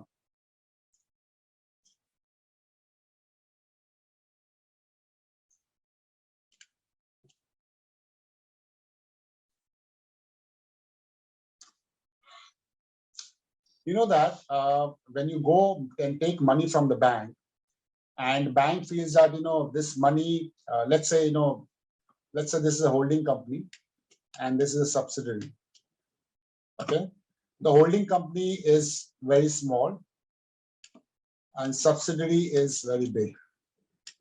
Okay, holding company is very small, subsidiary very big, or vice versa. Okay, and let's say you are planning to raise the money over here. This is money.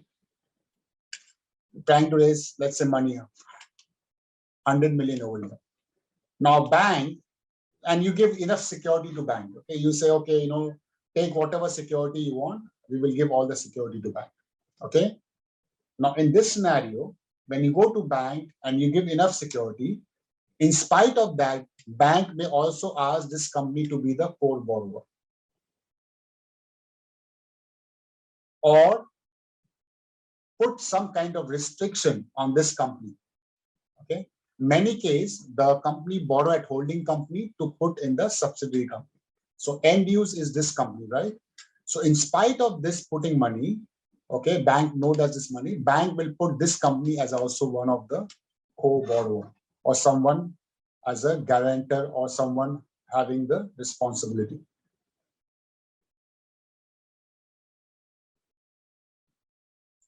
Okay, again, why we have to do this? Again, to protect the risk and ensure that they are covered at both levels. It's not that bank just take money and this company is become protected. They don't want that. Okay.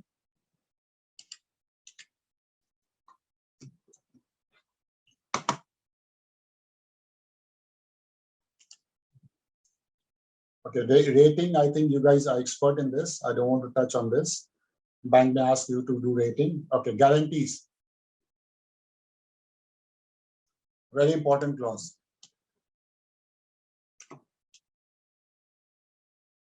Please check it. We have already spoken a lot about it. Please check it and see who is responsible. This you will not find in the numbers. Okay. Any types of guarantees, litigations, liabilities, contingent liabilities are very important and should be part of your analysis. Okay.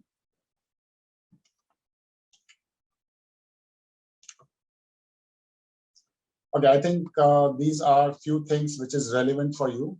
Yes, this one. Shareholding. What do you think is important? If you take loan from bank put restriction that you cannot change the shareholding. Any change in shareholding has to be approved by the bank. Why bank put this restriction? Why bank put this restriction? Anyone? To ensure there is no change of control or Sorry? to ensure that there is no change of control of the company by the But owner. Why? Yeah, sense of responsibility from the owner. Responsibility. But why bank do that? Responsibility is okay. Because So- changing shareholder pattern could impact profitability for the company. Yes. Could Okay. result lower cash flow because the bank assume that they project the future cash flow based on the current shareholder pattern, not new owners.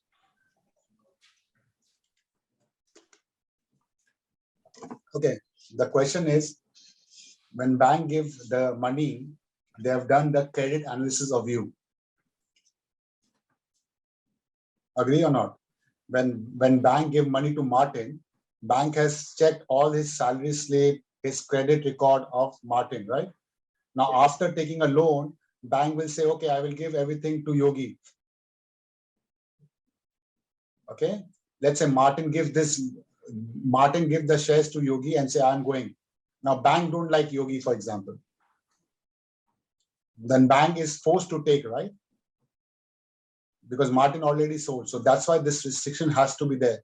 Any change in shareholding, any new shareholding, any new equity funding, all of this has to be approved by the bank. Now, this applies to everything, okay? Any new loan which you take has to be approved by the bank. Okay?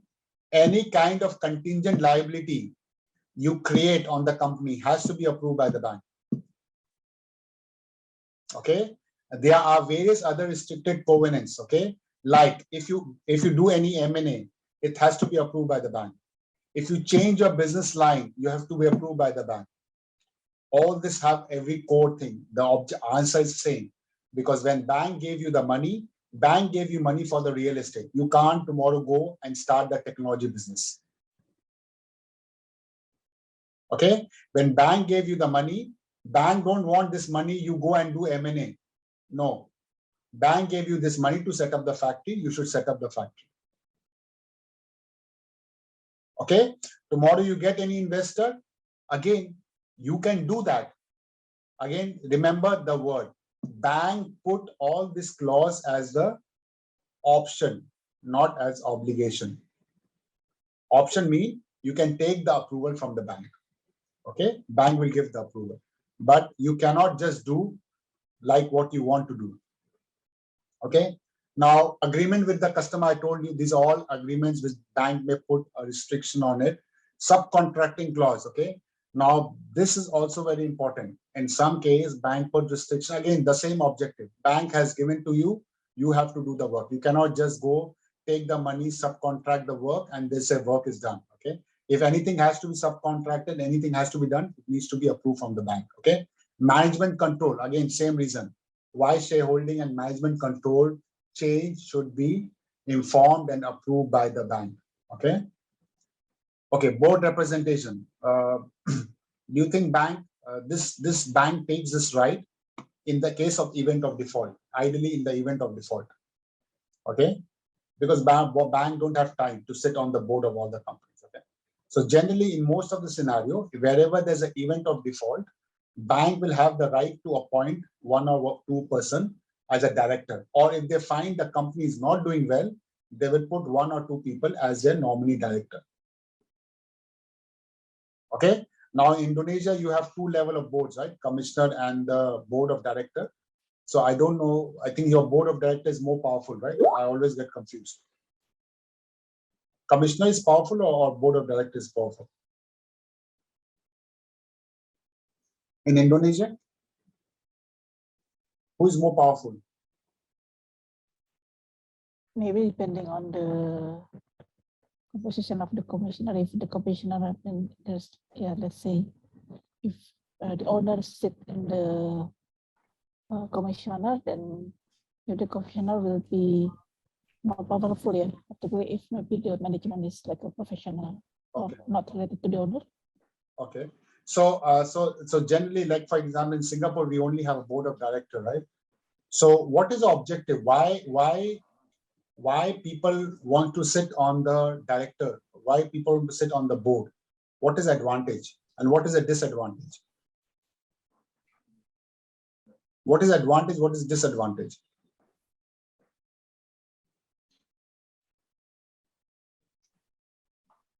What is advantage of being in the board? So there's advantage or disadvantage, right? So why bank or anyone, investor or banks want to sit on the board? To When- control the company. To control the company, how?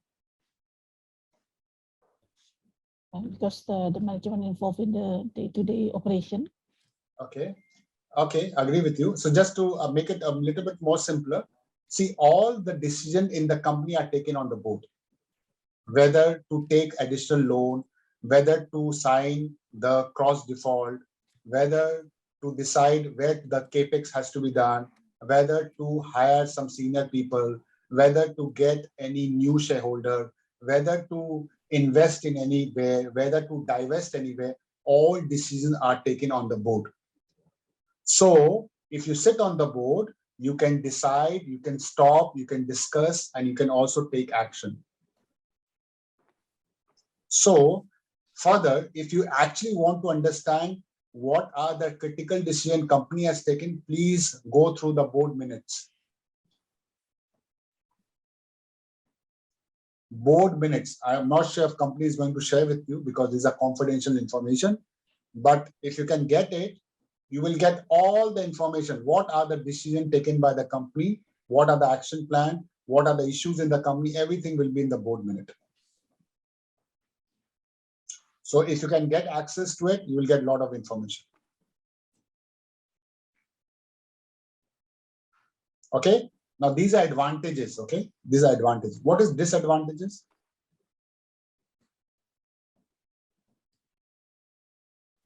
What are disadvantages? Do you think it's fun to be a director? Okay. So whenever there's a director on the bank director on the company board, you have to start thinking why this has happened. Because generally bank director will not be a part of nominee board.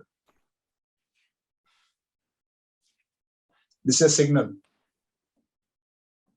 Either bank has given too much of money or bank is not confident about the board. Okay. Now, what is a risk? I'll give you simple risk and then you can understand. So in Singapore, if you don't pay the CPF, the retirements, PF, right? In Indonesia, you have PF, right? CPF, right? So in Singapore, if you don't pay CPF or default in CPF, all the director can go to jail. Okay. In India, there was a fire in a hospital, okay, because of some negligence. All the director, nominee director, non-nominee director, independent director, all were put behind the bar.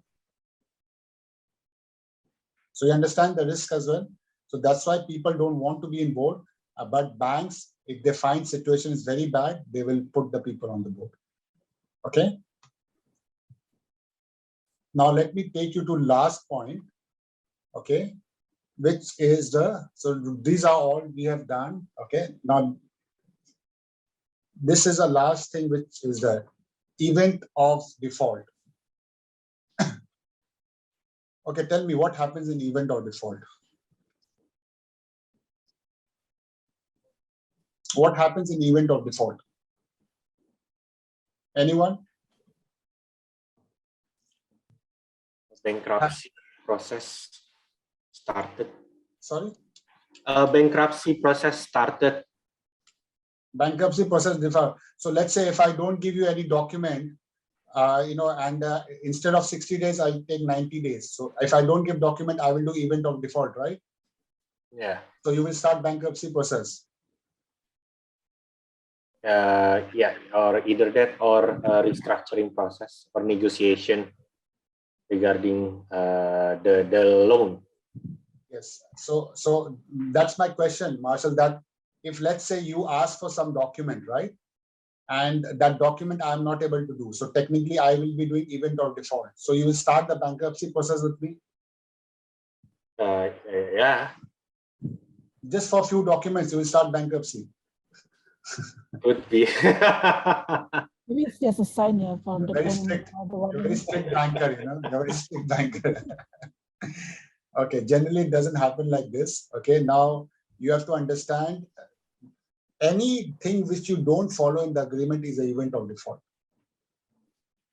Okay, so event of default have a separate section in the agreement. Actually, I couldn't show you the document, but I will send you a document. Okay, loan document. I'm sure that you have seen it, but if you don't have, I'll send you one document I have.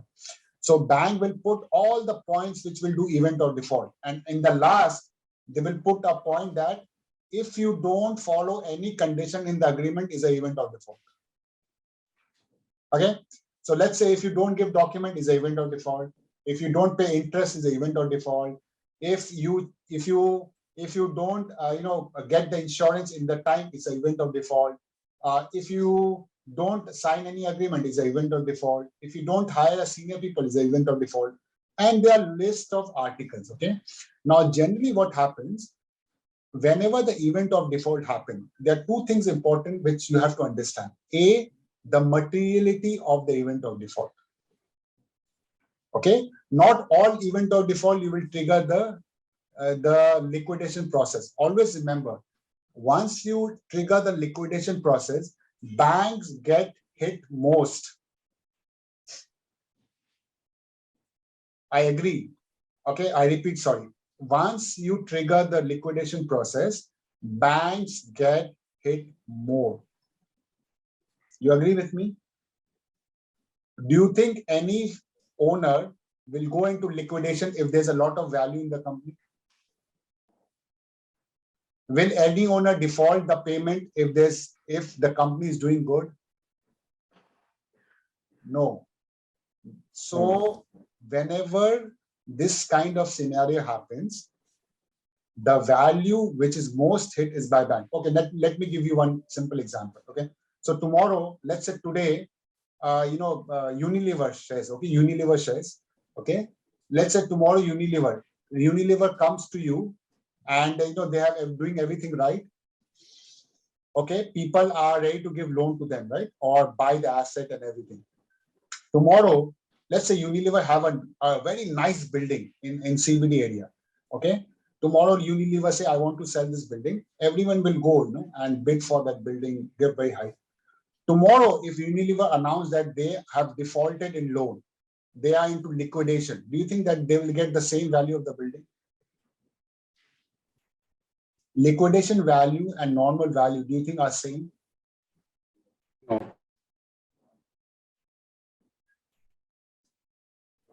No. If somebody says this is my distress value, let's say if I come and say, Martin, buy my car, BMW, okay? Martin say, okay, I will buy this. I will give you $200,000, okay? Theoretically. Let's say second day I will say, Martin, I'm in distress, I have defaulted, I need money immediately, okay? Can you buy this for 200,000? What Martin will say? Oh, this guy is in distress, okay? No, I will not pay 200,000, I'll pay 100,000. That's a human psychology, right?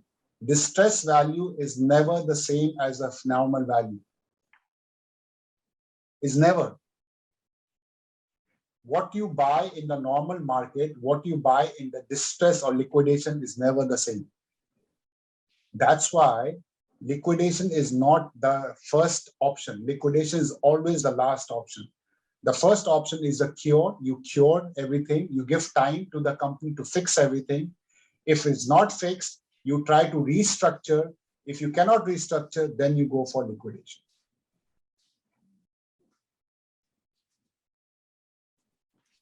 Okay, always remember, whenever there's a liquidation, banks get hit most.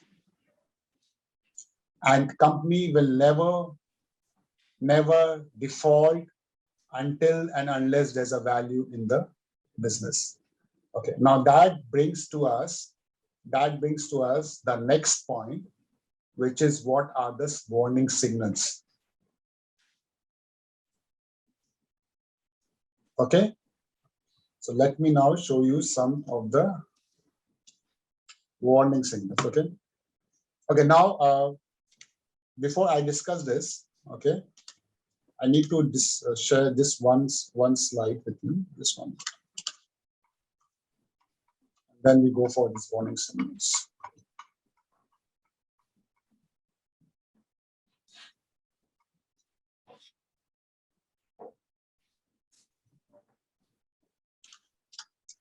There's one slide. Sorry. Okay, now you see this. Now these are different kind of restriction covenants, okay? Restriction and monitoring covenants, okay? Which banks put, okay, on the company. Now these are very important because when you understand what is a risk on the different companies, especially holding, subsidiary and opco level, because not all cash flow you can use for the other companies. Always remember, you cannot just take the cash flow of one company and put in another company. It's not possible. Okay? You should know what are the cash flow that you can use, what are the cash flow you don't use. So you see this, bank may put all this restriction on dividend, on the cash flow, on the payment, etc., etc. So when you do your analysis, you cannot assume all the cash from one subsidiary, free cash from one subsidiary, you can use in another subsidiary. That's the wrong assumption. Okay? Because banks also have control or restriction on the dividend. So you cannot take out all the cash from one entity and give to another entity in case of default. So this you have to keep in your mind when you do the analysis of holding company and subsidiary company. Because when we do that, we always assume all the cash I can use anywhere. Answer is no. Clear? Now, the second thing, these are some of the covenants: debt service coverage ratios, interest coverage ratios, and balance sheet coverage ratio. Okay. No, most important. Okay.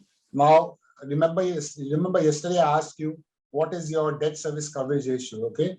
You guys said that EBITDA divided by payment and this.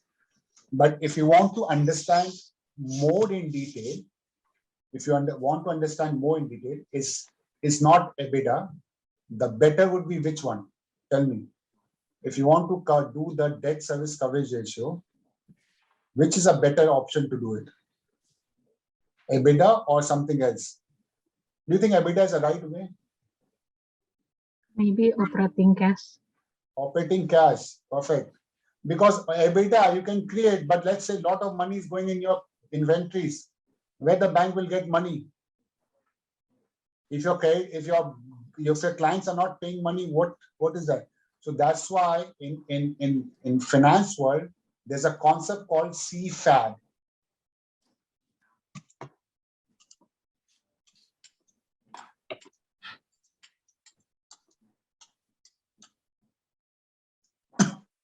Okay. So what it says cash flow available for debt service. Now, what is this cash flow available for debt service? This cash flow available for debt service is actually your operating cash. Operating cash, you know, right? Your profit, your working capital, everything. From there, you also may have to put the mandatory capex or maintenance capex. Think like this. If the road, you are working on the road and tomorrow you need some important capex, without that road can stop. Can you give money to bank first without doing that capex? No. No. And that's why you also have to put that. And then whatever remains, and that's where the real actual analysis you can do, whether the company is good. Again, I know you have some of your internal requirement, but actually you want to see the proper position of the company, do this analysis, and then you can find how much cash company has and whether they can support the debt service on it. Understand? So EBITDA is for your internal reporting, but for your understanding, you should always do this analysis. Okay. Now in the CFAD, okay, cash flow from operation, actually what it takes, okay, the cash flow from operation, when you do this analysis, okay, you can also do what is maintenance, and you can, if you want, okay, if you want, this is from the business, how much money is available. Now from there, you see whether company has enough coverage or not. If company don't have enough coverage, then of course there are 2 points. Either the company will default, or the founder has to put money in the business as equity to maintain that repayment position. Clear this point? Clear this point? Okay. Any other clause you want to understand? About the DSRA, Nitin. DSRA? Okay. Yeah. Okay. Why the bank requires DSRA? Okay, good point. Okay, what is DSRA? What is full form of DSRA? Debt Service Reserve Account. Okay, debt service.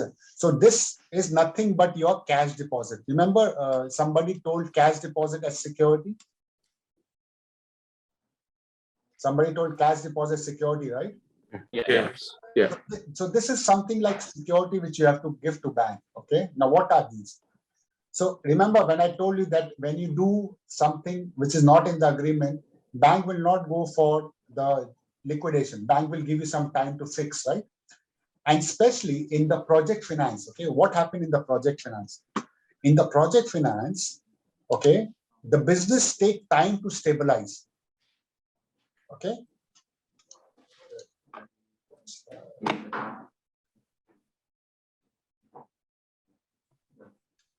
Just 1 minute.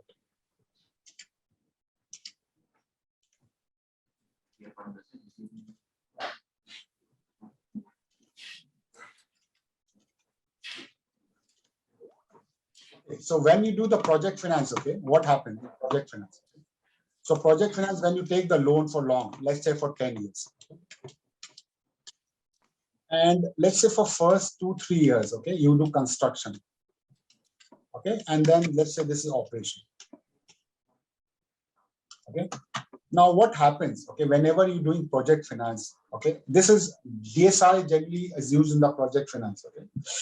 So whenever you do this kind of financing, you sometimes your project, because you need some time for stabilization, right? Because let's say power plant or road, the traffic increase slowly, right? Possible, right? The traffic may increase slowly. That's one reason. Now, second reason could be that tomorrow there's some flood. Okay, in 1 or 2 quarters, right? Possible, right? There's a flood or something, some issue happened, some protest happened, right? You may not get money on the road toll project, right? So that's why what bank says that you keep the deposit of 2 to 4 quarter, okay? Depends upon what is your term, okay? So bank will say, let's say 2 to 4 quarter, whatever is your obligation. Let's say, installment is 1 million and interest is 500,000. So let's say 1.5 per quarter is your obligation, right? Okay. So bank will say that whatever is the obligation for 2 to 4 quarter, depends upon your term sheet, you have to put the money in the bank as fixed deposit. Okay. So let's say bank will say you have to keep for 4 quarter. Okay. So what you have to do, you have to keep $6 million. Okay. Fixed deposits. Okay. Now this money, bank will pay you interest on. Okay. Now, bank will not touch this money. Now, let's say for any reason, there's a flood. Okay. And this road you cannot use. Okay. Cash flow get impacted. So what bank will do? Bank will take the money from here, so that you're not event of default. Okay. Now, after this, what happened next when your road are okay? Bank will ask you to take some money and deposit it here first before you can distribute the dividend. So always you have to maintain this number. You use when you need it, and after that you refill it. That is called DSRA. Clear? So this is like your Yeah. cash deposit, and bank will pay you interest on this, okay? Whatever deposit you put. This is kind of security, additional security. Okay? Good. Can we move now? Yeah, thank you, Nitin. Okay. Nathan, but yeah, actually, if there's something wrong with the cash flow, then the bank will use this Dsr and the company needs to replenish the account. But if let's say it's, I mean, the problem is still quite long time to improve, then yeah, what will happen to the? I mean, so the company could not replenish or refill the account. Okay. If company cannot refill the account, then technically there's a serious problem. Then, like I said, the first one is to you ask company to fix it. If you can't fix it, then you restructure it. And then you cannot restructure it, then you close it. So again, I mean, the banks will give like the time for the company to cure to refill the account. Yeah, but So you try to understand, if you cannot put the 3 to 4 months of DSRA in the bank account, how you will service the loan for the entire life, 10 years? Getting my point? DSRA is just your 4 installment. If your business cannot generate a cash to put 1 or 2 installment back, then how you will pay the entire debt to the bank? See, what bank will do, so let's say how it works, okay, let me tell you. So let's say your cash is 10 million, okay, theoretically. And okay, let's say your cash is 2 million, okay. And what is your installment? 1.5 and interest, right? This is this number, right? Now, what is extra? This extra is 50, right? Now, you can distribute this with the approval of bank as a dividend, with approval, okay? Without approval, you cannot do. Now, if there's some problem, bank will say, okay, now this 0.5 you cannot distribute, you have to deposit here. Okay? So you have to deposit till you all finally reach the 6 million. Now, your question is that this always remain 1.5, right? That is your question. Your cash and this is same. So how you refill it, right? That's your question, right? Yes. So in this case, if the business cannot do it, then the sponsor has to put money. Oh. Because your business is good, right? Your business has not have any problem. But let's say your business is not generating any cash. This is just 0.25 for next 5, 6. Then this is not good sign. You getting my point? Yes, correct. So if small temporary sponsor can put money, they can take out later. Yeah, depending whether there's like a sponsor to put the money. Yeah, sponsor may put as a short-term loan, or sponsor may put as a non-interest bearing loan. They can put it, and when the business has cash, they can take it out. Okay. Okay, thank you.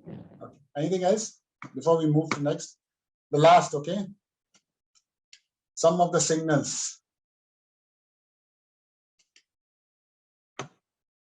Okay, so tell me, what are the signals?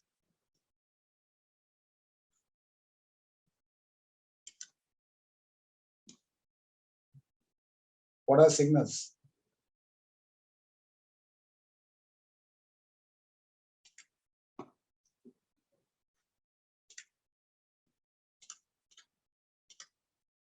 Okay, can you tell me what are signals?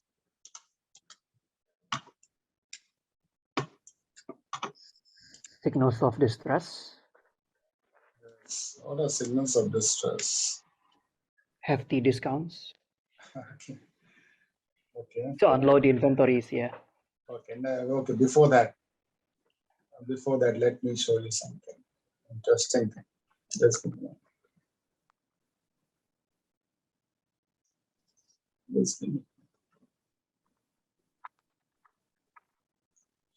Okay.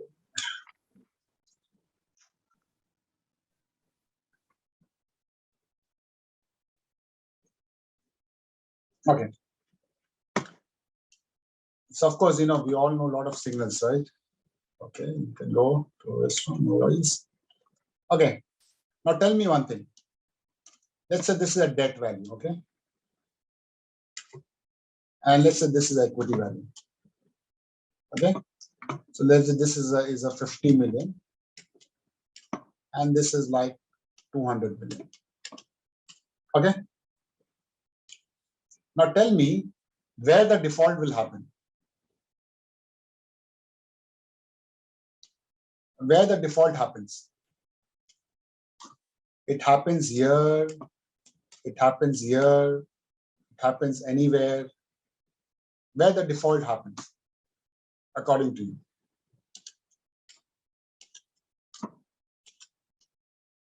Where does the default happen?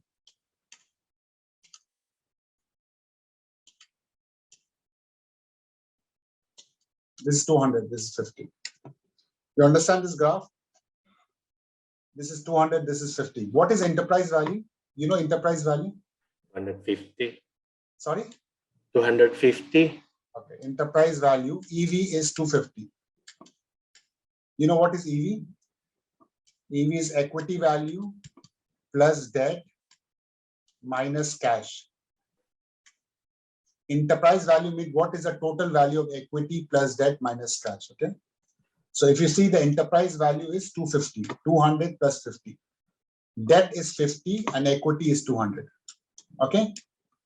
Clear? Now tell me, where does the default happens according to you?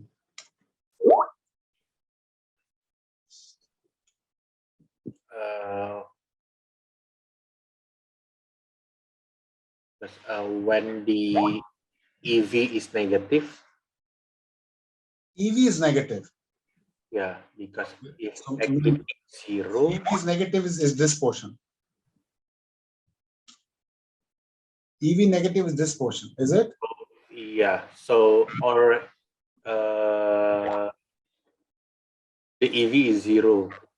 So only left the debt, yeah. EV is zero, mean debt is also zero. Oh yeah. EV zero mean debt is also zero, right? Think about it, please. Okay, good try. Where the default will happen? Come on, it's a simple graph. Once majority of the EV is comprises of debt. Majority of EV, okay, which is, okay, you said the answer in a very complicated manner, but your answer is right. Okay, Yogi, the answer is right. So basically what Yogi is saying that the default will happen when the value of the company is equal to the value of debt. So let's say your value is here, right? And your value keep on dropping. This is a point. This is a point where default happens. Okay? And when this default happens, this is a point. What happened? The value goes on further. Remember I told you when distress value, okay? The asset which you can sell for $100, when you announce that the company is defaulted, you will not even get for $20. Okay? So in liquidation, when you start the liquidation, you may not get the full value. The more you delay, the more liability you create, the more issue he has. So towards the end, this is a value which is left. So what happens? Equity lose money, debt also lose money. You understand this clearly? Okay. Sorry, just to clarify. So you mentioned the debt lose money. Lose the value because the assets also lose value. Yes. Okay. So whenever there's a default, bank never get full money because the underlying assets value fall down drastically. Because bank always lose money, right? If there's a default situation, mean equity value is zero. Owner has no interest in the business. You agree with me? Till the time he has an interest, he will not default.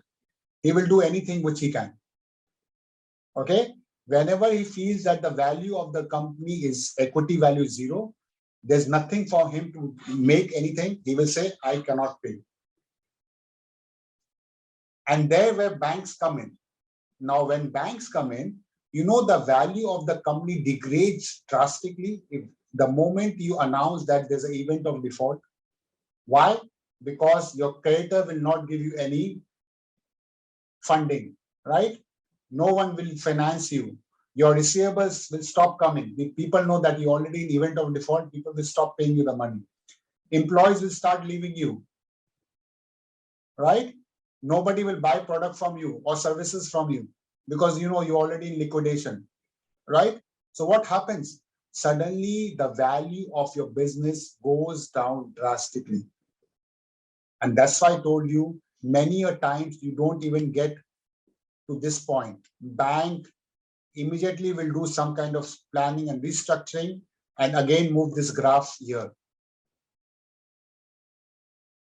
Okay, because they know as soon as they touch this point, the value will. You cannot, by announcing event of default, you cannot get the full value of your assets. Never. I have seen 100 of assets. Never. Okay, now question is, what are the signals? Okay, there are a lot of signals. Okay. Okay. Now, what are some of the signals? Okay, now let's discuss this. So I have okay, let me first take your information and then I will explain mine. Okay, what do you think are the signals? Okay, what do you think are some of the signals? Come on. What are some of the signals? Delayed release of financial records. Okay. Okay. You also have to tell me from your experience. Okay, not what is written on the notes. Okay, I'm interested more on your experience. Okay, these are right. Okay, delay in the release of financial statement. That's a big. Okay, even I see that delay in releasing the budgets. Okay, delay in releasing the budget, delay in releasing the financial report. These are not good signs. Okay. Okay. What else? Frequent change in management. Okay. Change in management, frequent change in management, especially the senior management, like CEO, like it happened in one of the company. Okay, the CEO was changed. 6 CEO was changed in last 3 years. That's not good sign. Something is not good. Okay?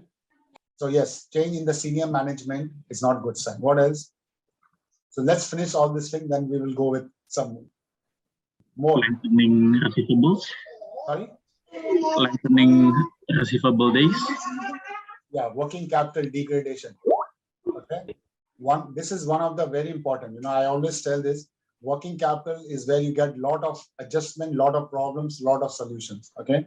So payment not coming in, you find a trend that receivable days are increasing every day, day by day. That's not a good sign. Okay. Your inventories are increasing day by day. And inventory days, I mean. Okay. Remember yesterday we have done 100 days, 200 days, 300 days. That is increasing day by day. It's not a good sign. Okay. Your payables are increasing. Okay, that is also increasing day by day. It's not good sign. Okay, of course, payable increasing is good for business, but it's not good sign that you start delaying the payment. Earlier, you used to delay by 6 months, then you delay by 10 months, and this is not good sign. Okay, understand? Okay, what else? When debt service coverage ratio stood below 1 time or 1.25. Of course, this is the, okay. The debt service coverage ratio is, of course, that's also a good sign, but that is not sign. That is action. That is a final action day. Okay. So debt service ratio going down is action day. Is not the sign. You already reached this point. Okay. What you can say, falling debt service coverage ratio, that is a good sign. You understand? You understand what I'm trying to say? Who said this? Me. Yes, I understand. Okay, you said Ramdia, right? Yeah. Okay, Ramdia, 1 and less than 1 is game over. It's not sign now. The sign is from 2 you become 1.5. From 3 you become 2. That is a sign. Okay. Okay, good point. What else? Deferring mandatory capex. Recurring? Deferring or delaying the mandatory capex, the capex you need, Capex required deal is very capex. important. Yes, capex deal is very important. Company not buying planes is not good sign, right? Garuda not buying new planes, not good sign. Okay, you are not expanding, it's not good sign. You're not putting new factories, not good sign. The company should also need to fix, okay, their operation capacity or improve the capacity. That's a good sign, right? What is a good sign? The company is increasing the capacity level, right? But company maintaining the same level, not even putting money to maintain the current capacity is not good sign. Okay, so that is where you have to go in. Okay, good. What else? Deteriorating its operating cash flow.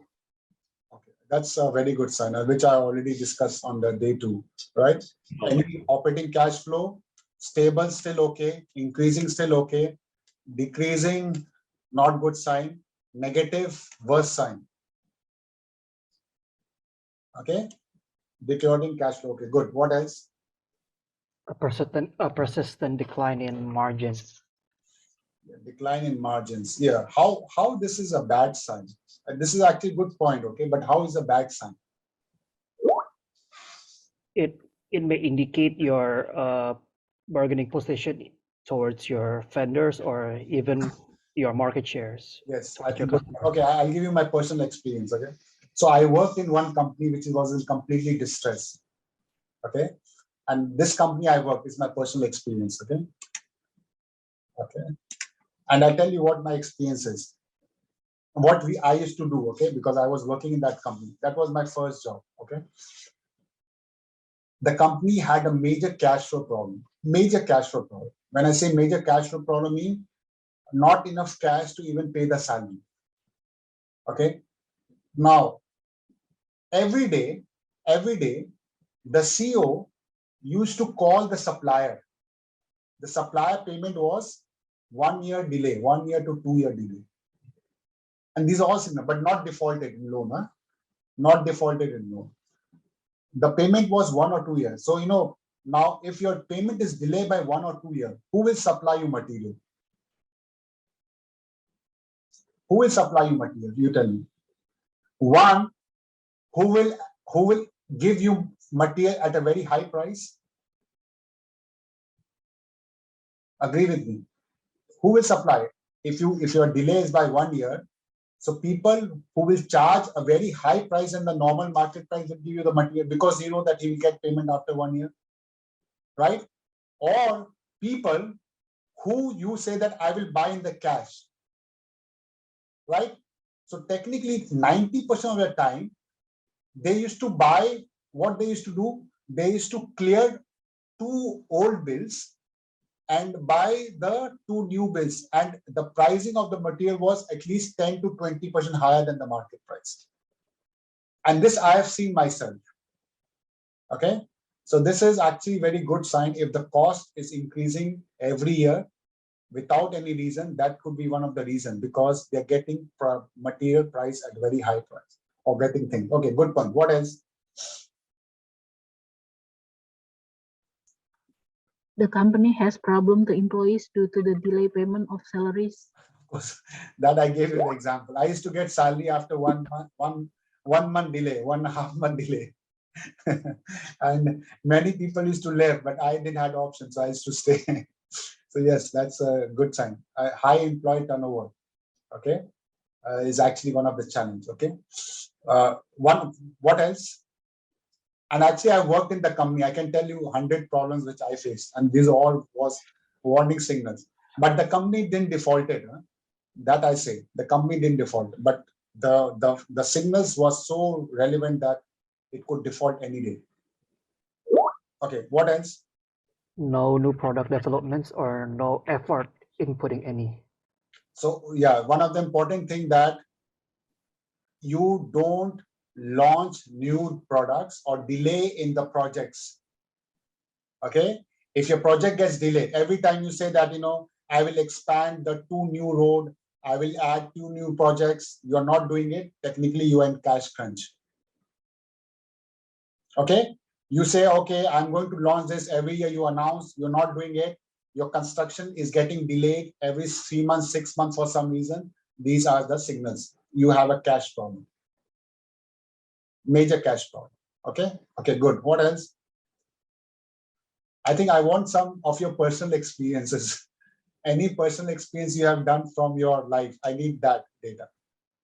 No funding access to creditors. But how you know that? Yeah, maybe due to the, let's say, delayed in progress, as you mentioned, or maybe, yeah. The company will never tell you that. Company will never tell you that. That's not, company will hide this signal. So, well, basically, we do have a company that said that they have a limited access to funding. Oh, that's a good, okay. The company is very nice, I think. Yeah. Maybe decreasing asset, fixed asset. Increasing fixed asset. Decreasing. Decreasing fixed asset. Because they sold it. Yes, that could be one. But I can counter argument. I may say that I'm doing some restructuring. Why I'm selling the non-core asset. So I'm going asset-light model. So it's very difficult to define, but this is a good point, okay? But I've seen many companies selling the asset, they're going from fixed asset to lease. Like you say, airline company, right? Instead of buying asset, the airline company will say, I will take on lease. What's wrong in it? Right? So company will say, okay, I don't need 2 buildings in Sudirman area. So I'm selling it. What's wrong in it? Nothing wrong, right? You're getting my point, what I'm trying to say? So, yeah. So you have to find more detail, but it's a good point. But what else? Tell me from your experiences. Come on. I've already sent you the list in the PDF. So yeah, maybe all of the assets being encumbered, so it gives the company less flexibility to raise additional capital. yes, of course, but that's a signal. Yes, this is a restriction, I would say. If all the assets are encumbered, but generally in the company I've seen, generally all the assets are encumbered. Whenever you take first loan, bank will take everything. Whenever you go for first loan to the bank will take everything, right? If you take working capital loan, bank will take all working capital. If you're taking project finance, bank will take all assets.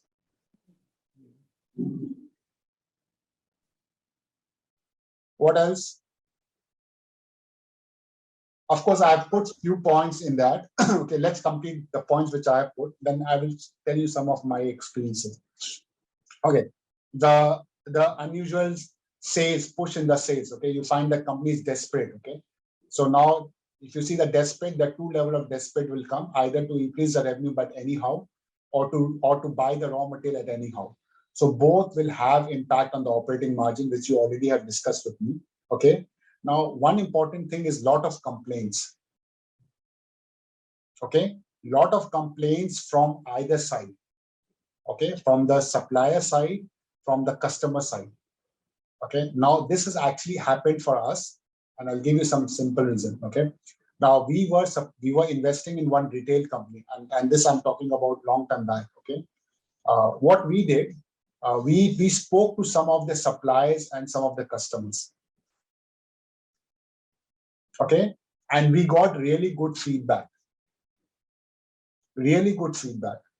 Okay, now if you can have accesses to the supplier or customers, you should do that to get the real fee. Of course, I know in your credit you may not do that because you may not have that, but in the real signals, these are the real good signals. And sometimes you get the real feedback from the market. So what we did, I'm just giving you my experience, we went in the market. This guy was a warehouse. Warehouse people who keep the the crops and everything. So we were putting some money over there. So when we went for the site visit for this company, okay, we also went and we asked them to let us take us to the market. So we went to the nearby market, and then we just asked about this company, that how is their warehouses, how they do, what is their quality and all this. We got a lot of good feedback. So that is another way you can get some signals if you feel the company is not doing well. But I know that is beyond your scope. You're not allowed to go in the market. But if you get this opportunity, please do it. Okay. One of the important thing which I have also seen is, litigations and cases. or say some kind of government inquiry. Because government have lot of access to the data before anyone has that. Okay, so let's say if there's some kind of insider trading, there's some kind of the foreign exchange issues, there's some kind of inquiry by income tax and all those things. These are again a very good signals for me. Okay, now apart from this, some of the other signals which I will tell you, okay, is where company start mixing the long-term loan and the short-term loans. Okay, what happens? Try to understand. When companies start increasing and taking a lot of short-term loans, when they don't get access to the long-term loans. Okay, now when the company try and take a lot of short-term loans, what is company trying to do? Company is trying to fix their short-term issues. Now, what is a short-term issue? That they don't default. You agree with me? What is a short-term issue of the company? The company takes money so that they don't default, take money, we pay 6 months, again next 6 months. So that is actually not a real good sign. Okay, so these, according to me, are the few which I have seen. Other thing, I think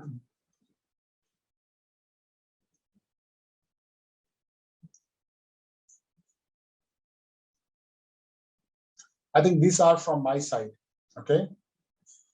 Anything else which comes to my mind? Just give me 2 minutes. Let me go back. Nothing. Okay. Now one more thing. Okay, which I have seen. Okay. You may not have the access to these kind of data, but one of the signal of default, which I also seen, or cash crunch. Let me put like cash crunch. Okay. Where founder or owner, okay, and this is my experience, okay, where I've seen that when founders start focusing on another business, okay, that is again very big signal. It has happened to us. Okay, again I'll give you example. So we were this company where we have given loan. So they were into the they were into the the warehouse business. Now what they did with the warehouse business, they have put the food processing business. Now entire focus was moved from the warehouse to the food processing business. Now that was not a good sign. You know what happened? Ultimately, their warehouse business closed. Where founder has too many focus area, that's not good sign. Okay. Suddenly, I see founders, they're doing business, suddenly they go into real estate. Technically, then this business is going to go for toss. Okay. From my side, I think these are a few points. Any points you want to add? I just want to follow up on your last comment on the owner, let's say going into venturing into other business. So when we should be wary, I mean, one, we could say it's a diversification effort, yes, so that the company doesn't depend on one particular sector or one particular industry. But on the other hand, it does bears a risk. But when we should be wary, how much is too much? That's the question, maybe. Yeah. Yes, I think when you should worry, the worry is when there's a difference between professionally run and there's a difference between the owner run business, family run business. Okay. Now the problem is, if it's a family run business, you should be worried. If it's a professionally managed run, you should not be worried. When I say professionally managed, mean the company has its own independent board, company has its own independent professionals, company has its own team. Okay. And owner don't have any role except the supervisory role. Then of course you should go for diversity. But let's say there's a one guy who's doing everything, and which happens in the family run business, then it's a matter of concern, according to me. Okay. And this I have seen from my experience, the good business, and I'll tell you the fact, and this is a fact. This warehousing company which I'm talking about was a second largest player in India. Second largest player. In 6 year time, they became the 10th largest and finally was closed. And finally was closed. When we had put money, they were second largest. Okay, now this is, I've seen myself, so that's one thing. One also important thing you have to understand, whenever you see the company are in cash crunch, okay, whenever company are in cash crunch, okay, this is a sign which I've seen. Company does lot of related party transactions and try to move money and profit from one business to another, especially from the company which are in cash crunch. Because they realize that there's nothing going to happen, let's take out all the money, whatever possible. And this I have seen myself. So whenever you see the company which is doing lot of related party transactions, suddenly, that's a sign that company is taking out the value from one company and trying to create value in another company.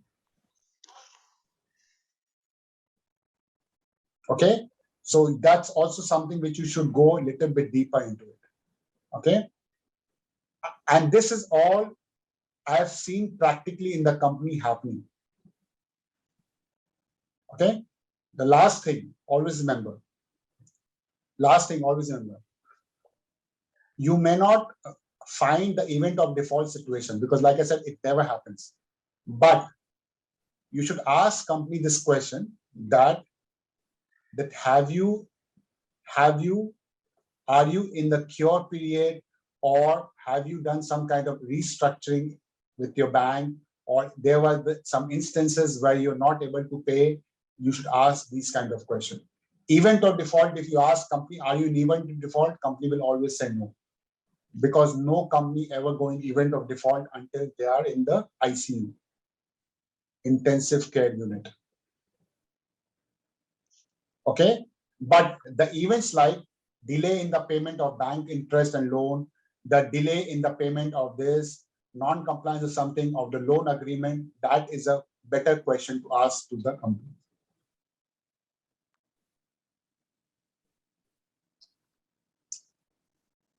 Okay, if you ask, are you defaulted, he will say no. The answer you will get is no. Okay, any more questions? One more from me.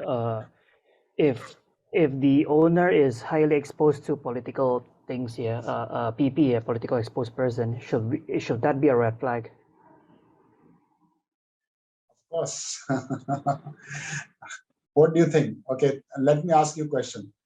If I am related to the Prime Minister of India, and I ask you for the loan, let's say I'm son of Prime Minister of India, and I ask you loan, will you give me loan? Well, in Indonesia, there's a lot of. It's okay. I cannot talk about Indonesia. I'm talking about India. Okay. So think like this. What is a risk? The risk is not that I cannot pay you. Yeah. The risk is that if there's a default, can you recover money from me?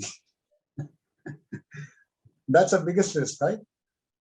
So you think that you can recover money from me if my father is Prime Minister of India? Think like this, okay? And that's a risk, and that's why PP in most of the bank is a red flag. Forget about giving loan. Even opening of the bank account. If you want to open bank account in India, in Singapore, with a PP, politically exposed people, it will take long time. Okay, so loan is very big thing. I'm talking about opening a bank account. If you go to any private bank and you say, I want to open your private bank account, and if I'm PP, forget it. It may take 2 years. Okay, so actually there's a risk. And that's why I told you, all this thing happened earlier. Like in Indonesia, one thing which fascinates me is that, Indonesia has so many multi-finance companies, right? So many multi-finance. Everyone, I think every financial group, any group has a multi-finance. But all this has happened in past. You tell me how many new multi-finance is coming now. Because like I told you, things have changed. What you were doing last 10, 15 years, you cannot do now. Because people have become more aware, regulators have become more aware, investors have become more aware, consumer have become more aware. You cannot just start any financial company and start lending yourself. It's not possible. You can't start any financial money, take money from the people and start giving to your friends, family. Those things were gone. 10 years back, you could do this. Now you cannot. Everywhere, there's compliances, regulation, credit has become very strict. See, now 10 years back, even I'm telling you this fact, 10 years back, if you default in any loan, bank would be giving you a new loan. Now, this is gone. Now this is gone. All the things related to the credit has changed drastically now. Why? Because of two things. Because one, because of coming of this internet age, the news, information are so prevalent that you cannot hide. Tomorrow, if let's say one bank say that Yogi has defaulted, okay, after 2 months, another bank cannot pay this because it's more of reputation risk. Earlier, the news were nowhere, right? Nobody cared. Now it's become big thing. It's not possible. So there are a lot of things behind it, okay, which is not possible. And PEP is one of them. Okay, any more questions?